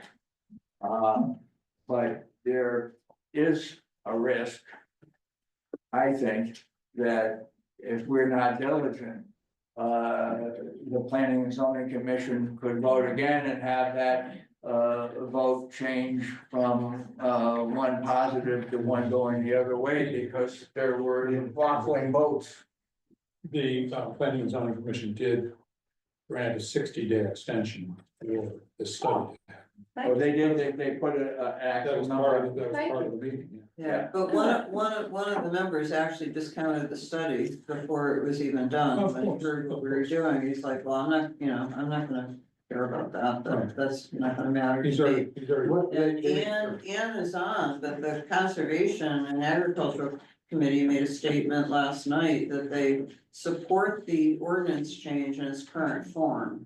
So that means conservation is not in favor of what we're trying to do here. They're not in favor of the nutrient allocation plan. Ann, didn't I hear that correctly last night, that you support what planning and zoning, the changes that they want to make as it's written? Well, she's muted. Was he still here? That's what I heard last night. Yeah, that's what we heard last. They read last night. at the view. I'm on the conservation. Oh, okay. Yeah, I'm, It's exactly what you heard. Sorry, Ann? No, she was. it's exact, yeah, she's basically saying that's exactly how, yes, That's what I heard. And I would like to add that if you block this ordinance change, you block it not just for the lake where it might be beneficial, but you block it for the whole town. And agriculture, oh yes, you do. Because the planning and zoning regs apply to the entire town. Not just one little section, everyone. Okay? And so, Misunderstanding. We got 60 days. Okay, Okay. so, okay, Well, let me so- ask you this, as the and Conservation so Commission you goes. have to take a look at what effect this has on not just the lake, but the whole town. And agriculture is a part of this town. And it's also an economic part of this town. So that you're affecting the economics of the town. You're affecting businesses. And you're affecting people unnecessarily. There has to be a way to work this out. So, as the Conservation Commission goes, if there was a solution that exempted the watershed area, would you be willing to work with us on that? No. Or part of the- No, and I'll tell you why, because there are 2 commercial farms in zone A. I'm one of them. But we're not changing any of the existing laws that allow that commercial farming to be there. We're not saying you have to stop. Yes, that's true. Man, this is. It doesn't let them. Please. Go ahead, Jason. No, I mean, we're. Yeah, I know, I'm trying to find my words correctly. The matrix is pretty restrictive even to commercial farms. And if you start doing the math on the number of acres you need for, and I won't even say poultry and rabbits, because they're like the least restrictive of all of the animals in that matrix, but The current. the current matrix, the way it is, which does apply to the whole town and not just part of the town or and the overlay, or, there's no difference between the town, the rest of the town and the overlay area right now. Because that was something that was talked about, it was talked about taking the ordinances just for the town and leaving the overlay out of the new ordinance, adoption. But if you look at which I'm not even sure where that matrix came from, because nobody can tell me if it came from some good husbandry publication or, it doesn't, if you look at that, there are probably farms in this town right now that are out of out of regulation, even though they're practicing good animal husbandry based on, you know, CT DOAG, USDA, animal husbandry publication, you know, even Farm Bureau has a spiel on good animal. So anyway, so at one point, I think, correct me if I'm wrong, there was talk of having the regulations just be for everybody except the lake overlay area, but then you'd have to have two separate regulations, and the whole point of the change for PZ&C was so that they could condense the regulations down from, I think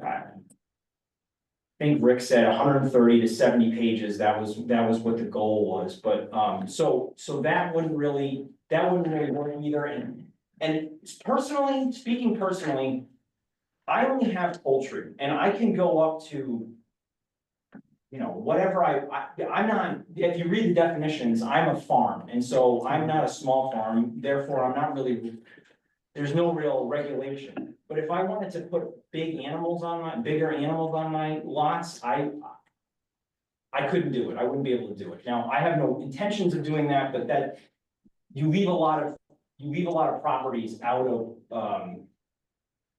of consideration for animals when you leave that matrix the way it is, and you leave, when you leave it for the entire town. Because, go ahead, I'm sorry. Yeah. I think, let me just, because you guys weren't there, but it was said that, you know, that's one possible solution. We're not married to the matrix. Exactly. We're very happy to have no matrix or a different way, because one of the proposals was maybe all we have to do is say you have to comply with no more phosphate, no increased phosphate coming off your property, which I would hope would be part of good farming practice anyway.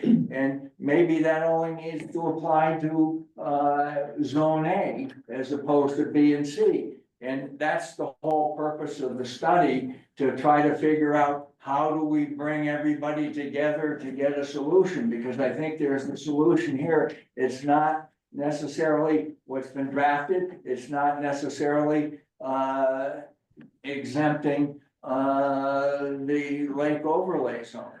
But that's the goal. And from the first public meeting on, I think Henry and I and others may have spoken to this, but we looked at the current, we go, oh, okay. We've done some due diligence, and you're right, there isn't a lot of matrix that exists anymore, and there are new and better regulations for commercial and for home farm and small farm. The bottom line to us is, we got 5,200 people in this town. How do we make it, instead of an either or situation, a win-win situation? So agriculture wins, but we maintain the lake water quality win too. So That's the search, and I'm not sure we have. And Go ahead. maybe it's not the entire watershed gets exempted, maybe it's all the non-conforming lots in town. Can I actually, I don't. Is it defined, I don't know, understand what non-conforming lots. Any lot that is less than 60,000 square feet. 50,000. 50,000 square feet. You got 50,000. Want to build a house, you need 50,000. You need 50,000. Which is just slightly over an acre. I got it. We have several lots on the lake. Yes, that are 9,000 square feet, okay. lots. They wouldn't even, so. Even, take the matrix out of it. If the matrix was banished today, I was trying to find this because you would not be allowed to even keep animals on those there are, how do I say this? Setbacks. Yes, the setbacks exempt many properties right off the rip. Wait a minute, so There's a setback issue here, and I wish I could find it faster. So wait a minute, there's a 25 farming. to 50 right now. Well, no. I think he's talking, are you talking about a setback for farming? There is, No, for the building that you. no, there is. For there is the a change. manure storage. Yeah, there was a manure storage and Well, but they and a building. And farms, Yes, you but need to read the regs that they're Yeah. proposing. I could meet those manure storage for chickens on my 1/4 acre lot. Of course you could. They took away Well, why from the would you want to? boundary, they said 100 feet from From the, the from adjacent house. housing or structure, the nearest structure. Yes, Is that that's right. wrong? I have it here. I can read it. I don't know what number it is. It's 21. It's buildings used for sheltering animals and storing supplies shall be of suitable construction materials, building, housing, livestock, and or animal waste and refuse on any parcel shall be located at least 100 feet, and they lined out, it used to be 75 feet from any adjoining property line. So now it's 100 feet from any off-site residential dwelling. Other structures shall meet setback regulations for that district. I'm sorry, that last piece, you said any off-site residential dwelling, so that means whatever structure that stores it needs to be not from the property line, but from whatever the next door neighbor. From a dwelling, yes. 100 feet. So if he's 20 feet on, from the boundary, you have to be 80. Well, no. Right it could be right on the away. property line as long Right as the away, house was you're not 100 gonna have feet any away. chickens on the lake. Because- I think we're getting into the weeds here. Well, I know, but I it's, just- the yes. context, I think, is, I think what we're, Until we get the report back, fair enough. you know, So we're all. So can I ask a question? The funds have been, you have the funds to do the report with TRC? Or, Well, that's what I guess we're- I'm asking. That's what we're discussing. Okay, The funds come from the Board of Selectmen. Yeah. So this proposal, if LMAC advises or recommends, would go in front of the BOS. okay. I'm calling it Plan A because the BOS may say, then what's Plan B? And how do we work together with this? How do we do that? So I think part of the concern with what's going on is, I don't know that TRC has actually identified the true source of where the phosphorus is coming. They have a bunch of proposed places where they think it might, I mean, I read in the report that they think that it might be illegal dumping as one of the sources for the phosphate that's coming into the lake now. I mean, There was a, for example. yes, so how do you say, before you can say add 5% or 10% of the houses now switch over to ag or they keep animals, how can you say for sure where the phosphate is coming from now? It's hard, it's hard to pin it down. By studies, there's a statistical analysis of how much phosphate, given the topography and what the use of the property is coming off of each property. It's the basis of the overlay zone now. Every property in the ABC zone can be calculated to say this much phosphate is being contributed by that property to the watershed. And the current set of regulations in terms of phosphate is that you can't increase that. And in some cases you have to, if you're going to make any change, and in some places you have to make a 10% improvement. So there is a way of looking at statistical data as opposed to measuring it. So it's not perfect because it's statistical, but over a large enough area, it's fairly accurate. And so you can then determine if we increase the phosphate coming from these new agricultural sources. And again, this is a statistical number. If you're keeping 100 chickens or more, or horses or whatever, you can say this is the increased phosphate load that's gonna find its way off of that property. And so then you can determine, is that gonna be absorbed before it gets to the lake or not? Or, determine whether it's an issue to worry about or not. And that's what started us on this. We don't know the answer yet, but we don't want to see something go the wrong way, that, From the phosphate loading standpoint. Yes, I understand, it's, which is, you know, it's an incredibly complex problem. And it's an incredibly complex problem, I agree that yeah. I can't answer your question specifically, however, after the public hearing, Justin Rondeau did contact us and asked to review this and ask for certain elements to be added to this, which have been computer simulation to get to what you're saying. Lawn clippings, manure, dog food, et cetera. Yeah. So, and, TRC came right back and said, yes, we have all of that data that can be run. So this is gonna be reviewed by the subcommittee before we put it before the Board of Selectmen. Okay. We just received this last night. No, last night we were here. And so yes, conservation ag can be added to that review Sure. process as well. Yeah, well, we certainly would, but that the town planner has been, but that's what I was saying, we want agriculture and we want. Yeah.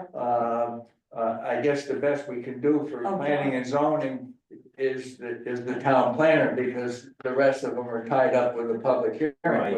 We would be very happy to have a conversation with agriculture and conservation. Excuse me? I don't think he needs to down. Because of the same problem, it's part of the public Why can't hearing. we share this with the, Because he's the advisor to planning and zoning. Right. no, why can't we share it with Justin?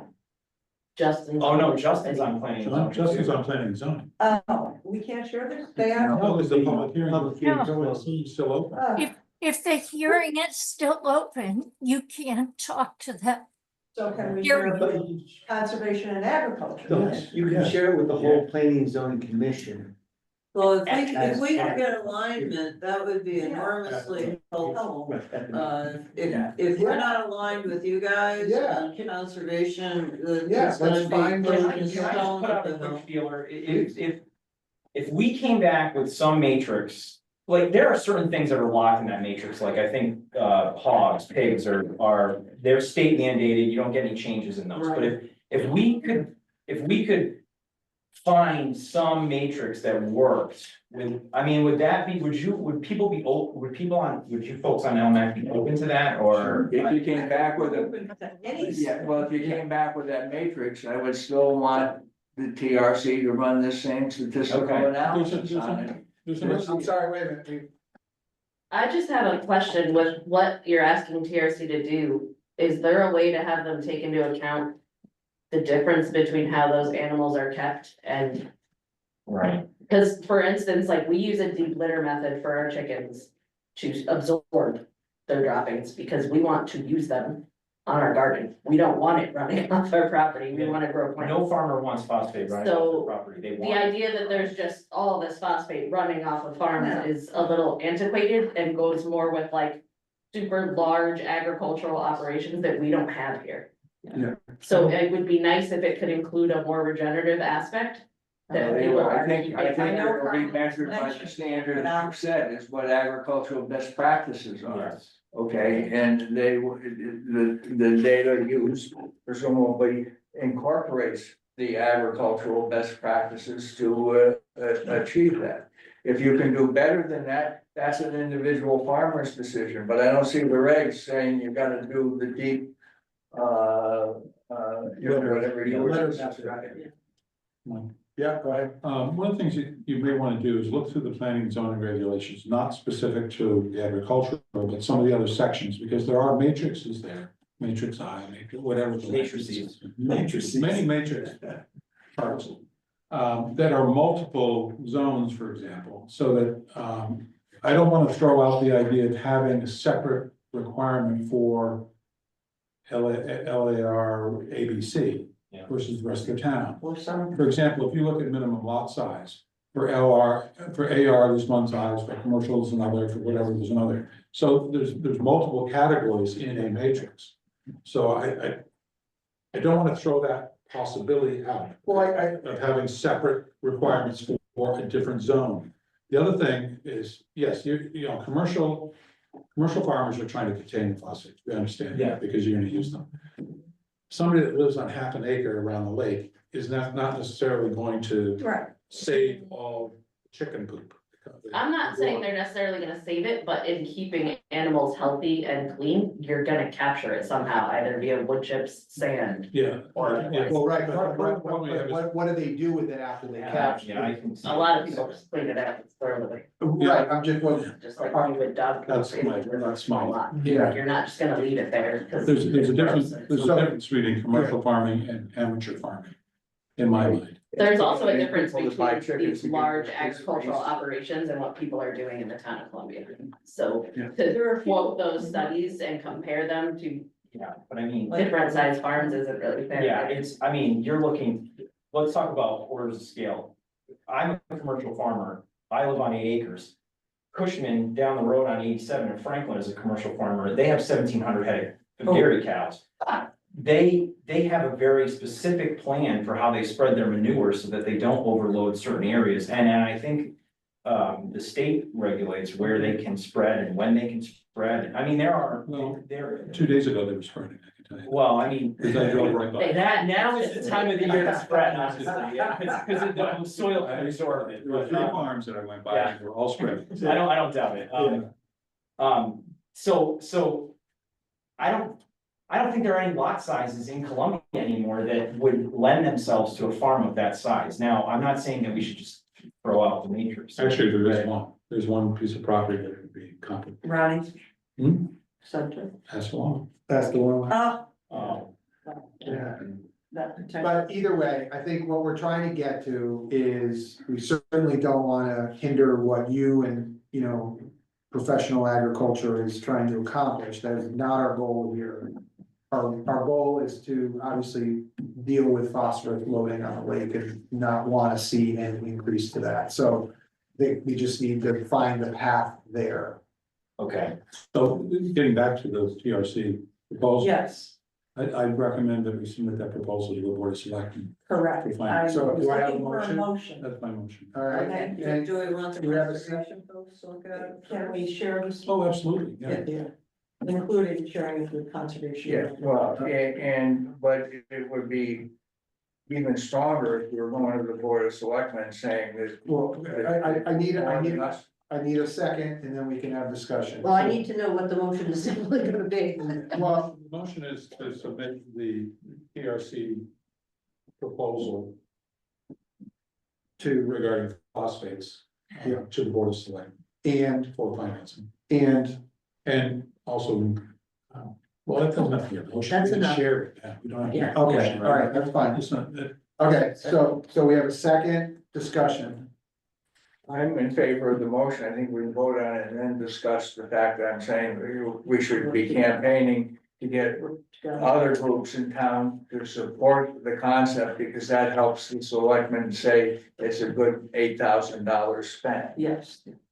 And hopefully it finds the win-win, that's the goal. yeah, that's outside without spending $8,000, but I understand, I understand. And if you could, Yeah. because that's gonna be plan B, what if the BOS says no? Well, We've got to Then, have yes. some interaction, that Yes. we can say, how do we do this one? Well, I guess what we're trying to go for is a data-based solution. yes, that- yes. Yeah, Yes. okay, any further discussion? Wait, I have one last question. So the report is, I'm sorry. I'm sorry, wait, we can continue with that. Go ahead, yeah. Thanks, I just need. No, go ahead, go with your motion, sorry. All right, so, all in favor? Aye. Any opposed? Any abstentions? So moved. All right, So the report, it's gonna take 60 days to run this, is that? No, what no. I'm- No, I was planning thinking and zoning gave us 60 days to do the report. Okay, so they won't They're even, not gonna vote on it for 60 days. TRC will complete the analysis within 5 weeks of receiving a signed contract. okay, so so then planning and zoning will then keep the public hearing open for another cycle, I just wanna Yes. understand that. That might- Okay. yeah. Because it's a change in regulations, they can keep the public hearing open indefinitely. I know that, but that doesn't give anybody resolution, really. No, but Yeah, I other understand, things are time. Yeah. sensitive. we agree. okay, okay. Everybody good on this? I like my. I'm good for now. Yeah, for now, So The attorneys say all rights reserved. When does agriculture meet? we don't meet again, we just met, we meet every other month, and when do we meet Yeah, again? right, he's gonna give up. Did you get the We electronic meet copy? the first Thursday. Or we can meet anytime because Yeah, we can call a special meeting. I'll send the electronic copy to you for Mark. And then follow up if you have any questions. Well, I think it would be helpful Thank for you. us. I appreciate that. Thank you. I think it would be helpful for us to have A joint meeting? a joint meeting and send a subcommittee of this group to their meeting, and because we're looking for common ground. Absolutely. Yeah. And the more we Always. discuss it, the more we Yeah, get are you ideas on the table, the better it's gonna be. But Henry, are you talking about common ground on the ordinance, on the zoning changes, not on the proposal, right? No, not on the study, no, I'm talking. But, so we're looking, in the first instance, we're Wouldn't it looking be for helpful any to have input it, on that proposal. Yes, Yeah, I don't know if you need us for I that. don't think we do, I'll discuss this with Ann. And then I fully agree, Henry, on the issue itself, we should. How can we? But you mean, but after we get this study back. Well, suppose you don't get the. I'm Well, just- I think we should start now. Yeah. First of all, I think we need to have a formal subcommittee because it's just ad hoc. Yeah. And we ought to It have really has.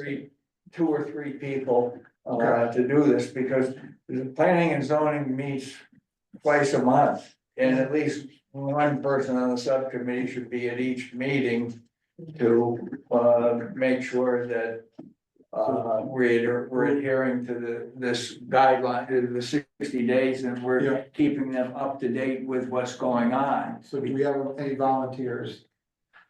Well, aren't you already Not on everybody. the? I don't think I can do it. I think it's. No. Yeah, conflict of You interest. don't have to. recuse He's on a yourself. contract. You would have to. Well, Henry and I have been going, so. Henry and you. Well, that's, I mean, this is I've been why going, Mary. I'm just stretched too, Yeah, Dan. that's fine, that's fine. And Mary is far more stretched than I am. I will be on the committee, but I think we need to have somebody. Yeah, I heard Noreen, did you say you weren't on? I've been attending the meetings. Okay. Muffy? Well, if you need four. What do you need? Well, it's really three, I mean, he's gonna have limited availability, so. Okay, so we have a subcommittee. Who's the subcommittee though? I It's said, Mary, Muffy, Mary? Noreen, yeah, and Henry. well, Henry is I will be on it, but yeah, I know. we need other We need people other- to attend, yeah. attend these meetings and help Yeah. carry the weight. Yeah, Okay, I'm getting resistance at home as being out 4 days a week. better than being at the bar. Henry. Me too, though. Yeah, Our resistance hey, comes Mary. from four-legged pet. yeah. Mayor, can you and I find out from TRC how much they plan to bill in May and June? Because you have 18,000 in your budget left. Okay, So if I know what their scheduled billing is to get through all the drainage testing in May and June, then well, but we have to assume 2 field visits that will work, Yeah, and I can work that and out. the storm drain Yeah, but they just need to tell us what their billing What schedule is the billing Yeah. cycle? and his 2 months? consulting, because he was at the PRs. Yeah, Yes. yeah, Okay. just everything from as Everything of that you're today. planning to Yeah. do in 2 months. That's our friend Stephen, he always sends. Yeah, and I'm sure they will be happy to Yeah. send you a schedule. All right. So that's not Carl, that's. Who we dealing with? so Muffy, Carl or, Well, I'll Okay. send it to Carl, I'll copy you, okay, I'll do it sometime this evening or tomorrow, okay, and then, we can talk. yeah, cause then instead of 8,000, it could be 4,000. That we need from the BOS, Right, right, okay, I get it. okay, And I think as a group, we've gotta be prepared for a special meeting on planning and zoning, because that 60 days yes, is gonna run it's gonna be fast. in June sometime. Yeah. And, so we'll get the study back, and Yeah. then we're gonna have to, hopefully, we've got some kind of joint recommendation that we gotta get behind, so that we can, you know, have a win-win at the planning and zoning. Well, thank you, Thank you for very your, much. thank you for your input on this. It was huge, for us to Absolutely. understand the context of, you know, where you guys are coming from, so. Thank you for that. We're running out of time, so if there isn't anything that's, urgent, there's some new business items here, but, oh, Just got a quick question. sure. Periodically storms bring trees down into the lake bed. Excuse me? Periodically, storms bring trees down into the lake bed. Yeah. Generally speaking, property owners take care of them as soon as possible. I'm aware of 2 canopies that have been in the lake bed for over 2 years. Maybe there's no way to control that. I mean, I guess it's not the property owners when your tree lands in your neighbor's yard. It's your neighbor that's responsible. Yeah. But if you can control whether or not you have a structure, then essentially you have a new structure there. There are large canopies, one's on the 87, one's over, off of Woodland Terrace area. Can you talk about that one next to Astawama? Yes. Yeah, the dam side. Yes. Yeah. Yeah.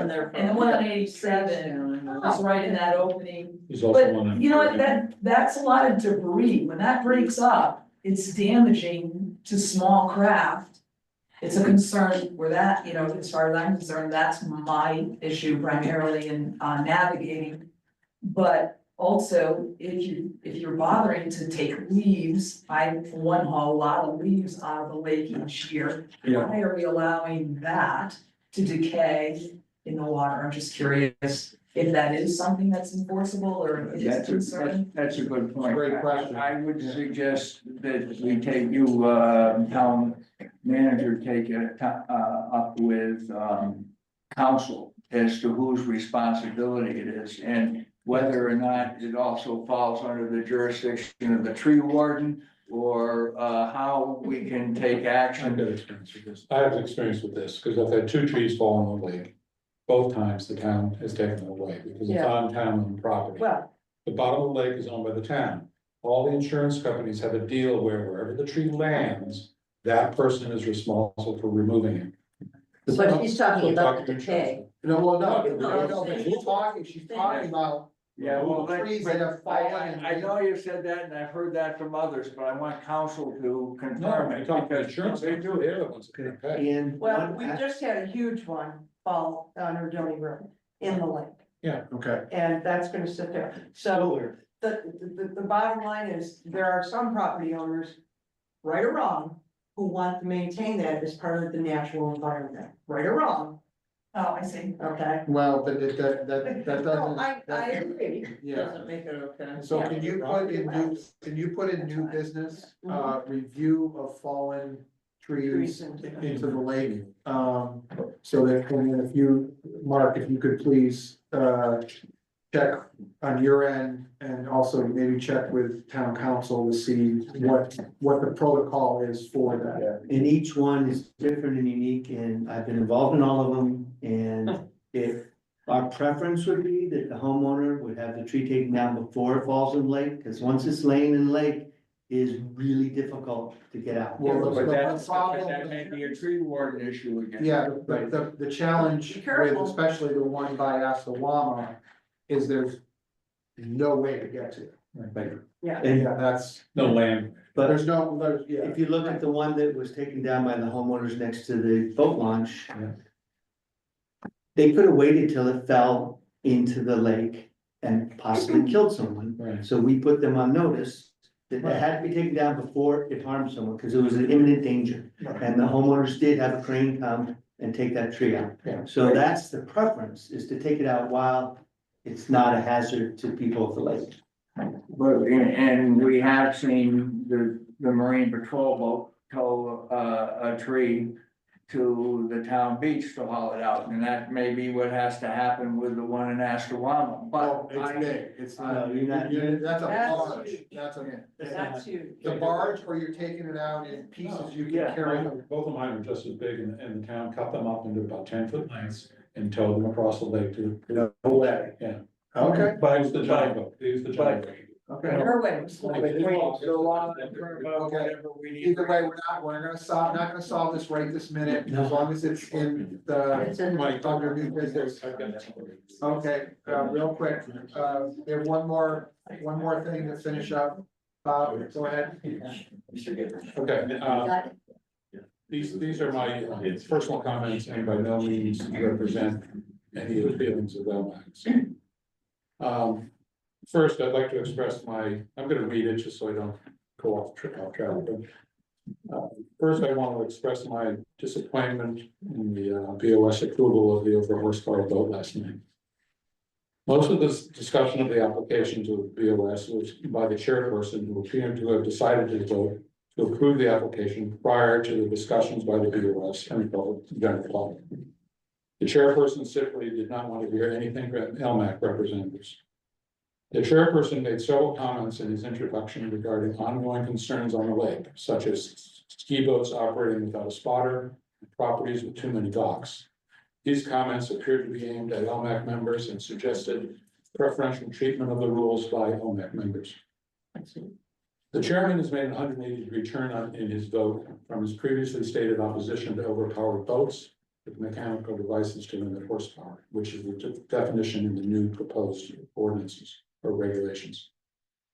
My concern is that contrary to previously made comments by the chairperson, going forward, I cannot trust the chairperson to be forthcoming and to be in favor of any proposed voting regulations. All BOS members were ill-informed of the issues regarding the application and had to rely on the chairperson's presentation of a private meeting held with the applicant. I feel this meeting was inappropriate. This was a one-on-one meeting with the applicant. No notes were taken at the meeting, and the chairperson admitted that he was relying on his memory of the issues discussed. At the very least, because the initial application was to LMAC, an LMAC representative should have been present and some kind of minutes taken. The meeting appears to be a backroom deal with the outcome decided prior to the Board of Selectmen meeting. I feel the Board of Selectmen members did not fully understand nor wanted to understand all the issues. Second, I'd like to discuss the loss of confidence of LMAC and why. I think the Board of Selectmen has lost confidence in LMAC. The board has either lost confidence or simply doesn't care about recommendations by LMAC. The general attitude of the Board of Selectmen is defined by its leader, the chairman. As stated above, the chairman appears to have little regard for LMAC. Within the last year, the Board of Selectmen have reversed LMAC recommendations three times. The dock size application was refused, was changed and improved. The Dobrich application, which has multiple concerns by LMAC, was reversed as a matter of fact. I believe in the wetlands recommendations were also reversed. And most recently, the over horsepower application.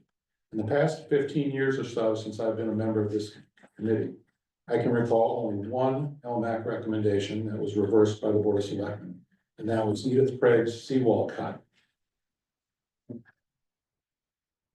The big question we need to address right now is how do we make the Board of Selectmen more confident in LMAC and not reverse LMAC recommendations? One of the many ways to restore the credibility of LMAC is it starts with the members. It starts with us, our membership. We need to review LMAC policies regarding behavior of our members. We need to hold ourselves to a higher standard than what the regulations say. We need to self-police to make sure all members adhere to the regulations. The general public is very aware of current members' infractions and think LMAC members receive special treatment. The results are obviously an erosion of the LMAC integrity and the credibility. The current members that have not adhered to the regulations have done significant damage to the integrity and credibility of LMAC. Many of these infractions have been occurring for years and have been known by LMAC members and the general public, with nothing done. We cannot turn a blind eye to this. It's time to put a stop to this. That's it. Thank you, Bob. Thank you, Appreciate You're here. Thank you. your comments on that, and thank you for reading them and sharing. Thanks. I'd suggest that in new business, we start to consider roles, responsibilities, and conduct of LMAP. I think we can just self-police ourselves. Yeah. If not, someone's gonna police us. So, if you could, Phyllis, if you could please add that also, just put a, Roles and responsibilities. and yeah, LMAC review. LMAC roles and responsibilities into We the, made an attempt 4 or 5 years ago. We Yeah. Still have all that. Yeah. And, you know, and all I will just say is that, you know, we need to balance that with obviously a very full plate at the moment, so we need to, All our work is not, gonna we be in need vain. not to lose it, that's my. Yeah, well, Mike, all our work is gonna be in vain if the board of selectmen doesn't believe in our credibility. If we don't step up to the plate, Yeah. it may have to be a priority for that reason. Fair enough. Okay, thank you. I'll make a comment or two though. It is the Board of Selectmen's discretion. We are advisory. And they can, for good reason, make changes. I question good reason having been found last night to vary from, a very rock solid, pattern of behavior by the Board of Selectmen on the horsepower issue. And if as much energy was spent with due diligence with the regulatory body as was spent with how to do something with the boat, the issue would have been resolved. I never would have thought that a reasonable person would not have done both. That none of that was questioned or brought out, but I do think there is a credibility issue, and part of my unwillingness to move forward on the ordinances, I'm fighting my urge to just tender a resignation. Because I think we're trying to do very good here. We spent hundreds of hours on this project. And all we're gonna do is get grief. And it's sad. I've spent 75 or almost 75 years with a love affair of the lake and husbanding it, and shepherding it and stewarding it. And, you know, to have some of the uneducated, you know, barbs and so forth thrown around without the selectmen calling the meeting back to order is disconcerting. Yeah. Well, I guess, you know, I think it was very clear what the first selectman's view of the lake was when he first came on board. He said, I think we should drain the lake. And he said it multiple times, so. It's come full circle because it was supporting us, and now he's not. Well, no, but I'm saying, I don't think he was supporting us. Well, I think in. Shut hollow words then, because he's attended these meetings, he said he's gonna help us, Yeah. whatever. Yeah, I'm just saying, from very early We on. had a different first selectman who delivered to us the message to get the ordinance tight and shut off this kind of behavior. Because he had a totally different emotional gut reaction on this particular situation last summer. And it's, you know, been turned around, maybe due to proper back gathering and so forth and so on, but it certainly was not a board. The board was not fully informed on what they were voting on. I question the timing right now of submitting the regulations to the board. Because I don't think the board is gonna fight enough for us, enough for the regulations at the public hearings. Well, that's why, one of the reasons why I'm suggesting that I am less than enthusiastic about drafting them. I think that our chances of success have been, are not good if I were to read the tea leaves right now. Well, it Contrary. starts, we can't change the board unless we change ourselves. It starts with us. Yeah, well, It starts with us. Mary, I appreciate where you're going with that, but, you know, yes. We're human, we're not perfect, but we've also come a long way as a board and as people, and I think. You know, there are people outside of our sphere that. No matter what we do, we couldn't change. And I think we can. Well, And I think it has to be this. Well, but, you know, from no, a. I hear you, I'm not arguing. I'm just But saying. from a point of view of strategy, the fight that the fishermen had with the selectmen over the key program, which was none of our doing.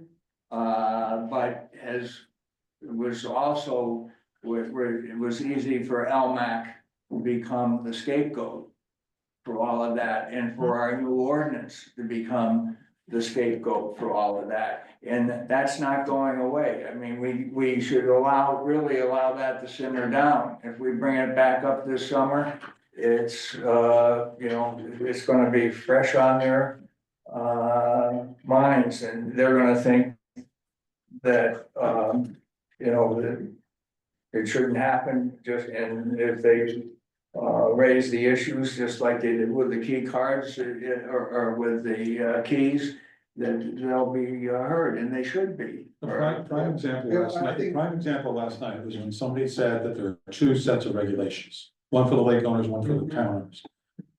Steve Everett should have put a stop to that right away. It took Mike to come up and explain to somebody that no, there's only one set of regulations.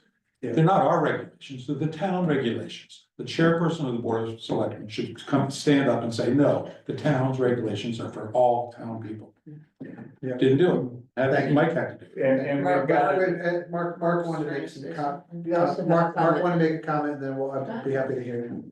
So just as being the support hired personnel for all these boards and commissions, what I'm hearing is that they're desperate for really solid, clean ordinance that clearly would not allow a modification to an engine. And the ordinance states that the serial number tied to the manufacturing horsepower is all that is going to be considered. That's what's in their hands right now. Before them now. They don't agree to that. So my point is, They did agree to it a couple months ago. but that's what allowed the exception last night. So the point is, we've been working on the ordinance regulations for years. And I think the board of selectmen want a clean ordinance, and it's not fair to the Marine Patrol. We're trying to uphold ordinances if there's any gray areas in that one, because it really should be black and white what the rules are. Fair enough. That's just Fair enough. It is Hold on. black and white if you know, and Include the policies. we should. Automatically, before we do anything with the ordinance, there should be part of that handout to boat owners when they go through the first inspection. In the 1997 interpretation of the Board of Selectmen of what is meant by horsepower means this. And so it's right out there in public. It's in the checkbooks. Fair Right. enough. Or maybe the board of selectmen should read it. Thank you for your comments, Kristen. Right, Kristen? Yeah, I just wanted to speak. I was the resident that made that comment. And I made that comment because there is an air in town where people feel like lake residents get treated differently.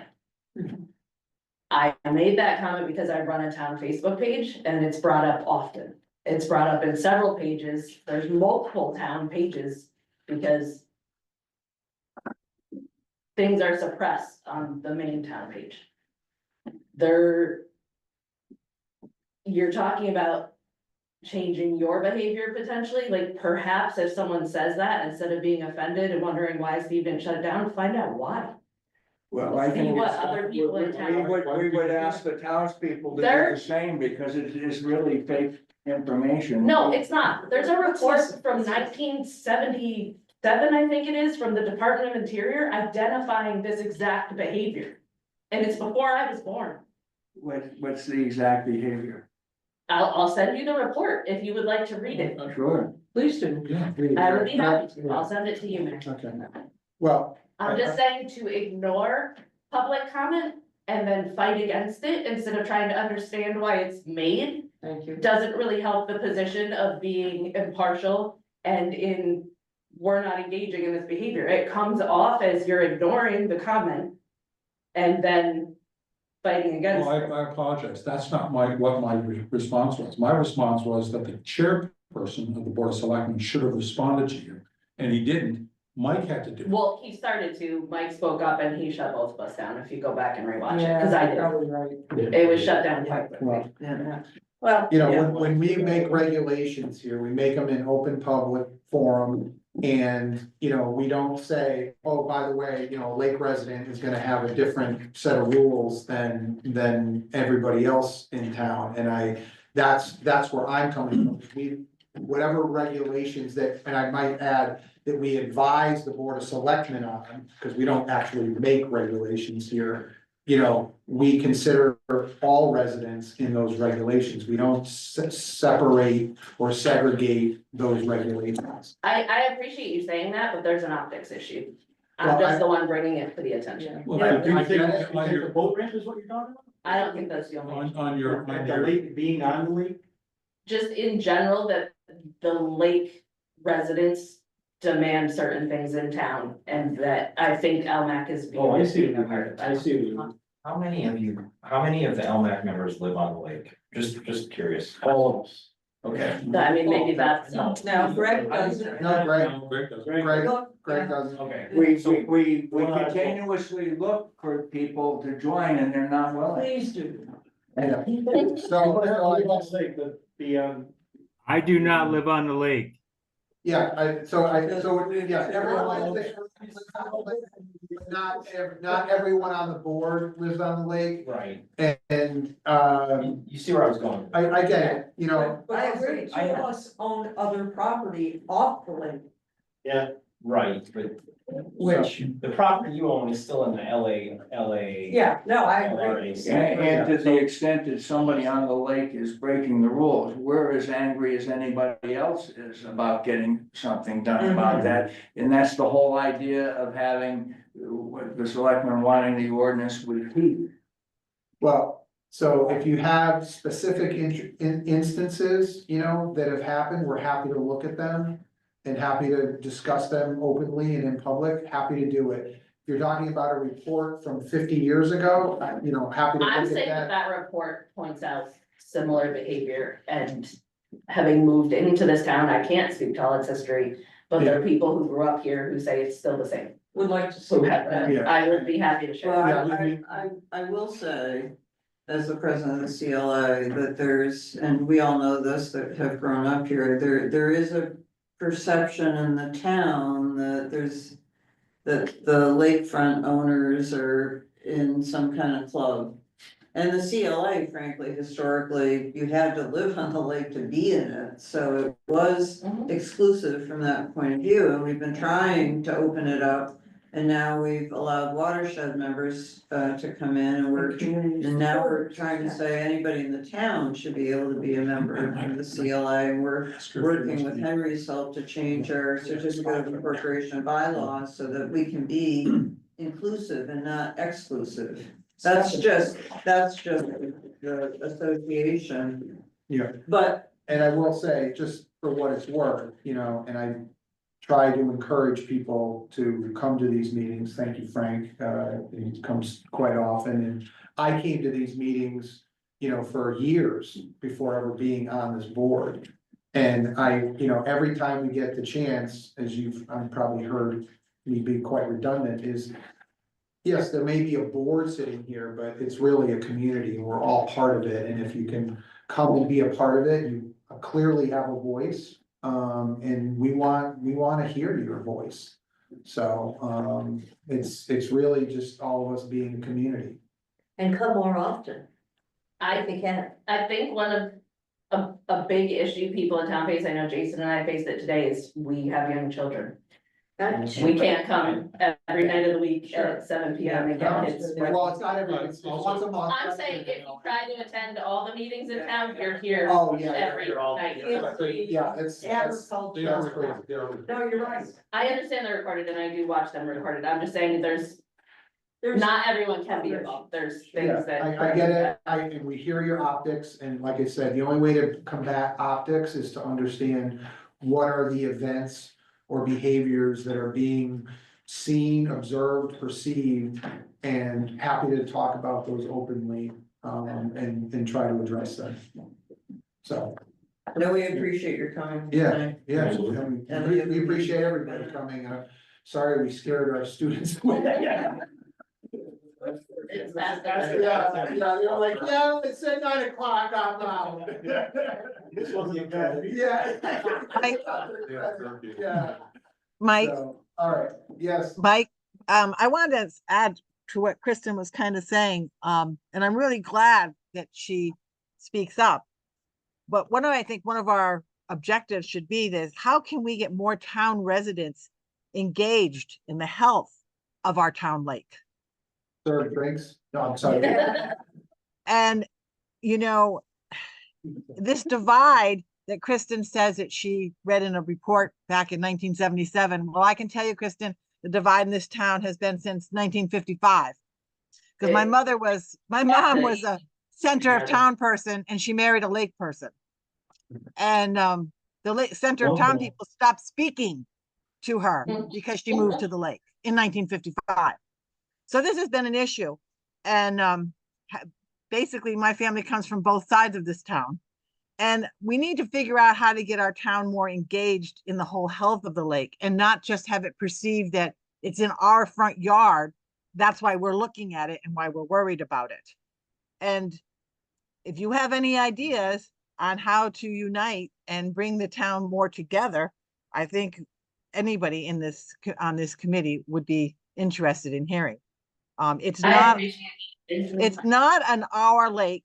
It's not your lake. It's or your farm or your yard. It's our town.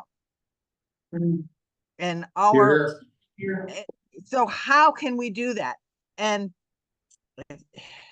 I'm all ears and I'm willing to work with that. Know that I have the best answer for that. I think And these things take time. I do encourage anyone who says anything on Facebook to come to the meetings. I post the links, I post Please do. the Zooms, I get information from Mary if I'm not sure what a meeting is, so like, we're trying. Well, one of the things I found with the Facebook, and I read the pages all the time, is there's a lot of misinformation.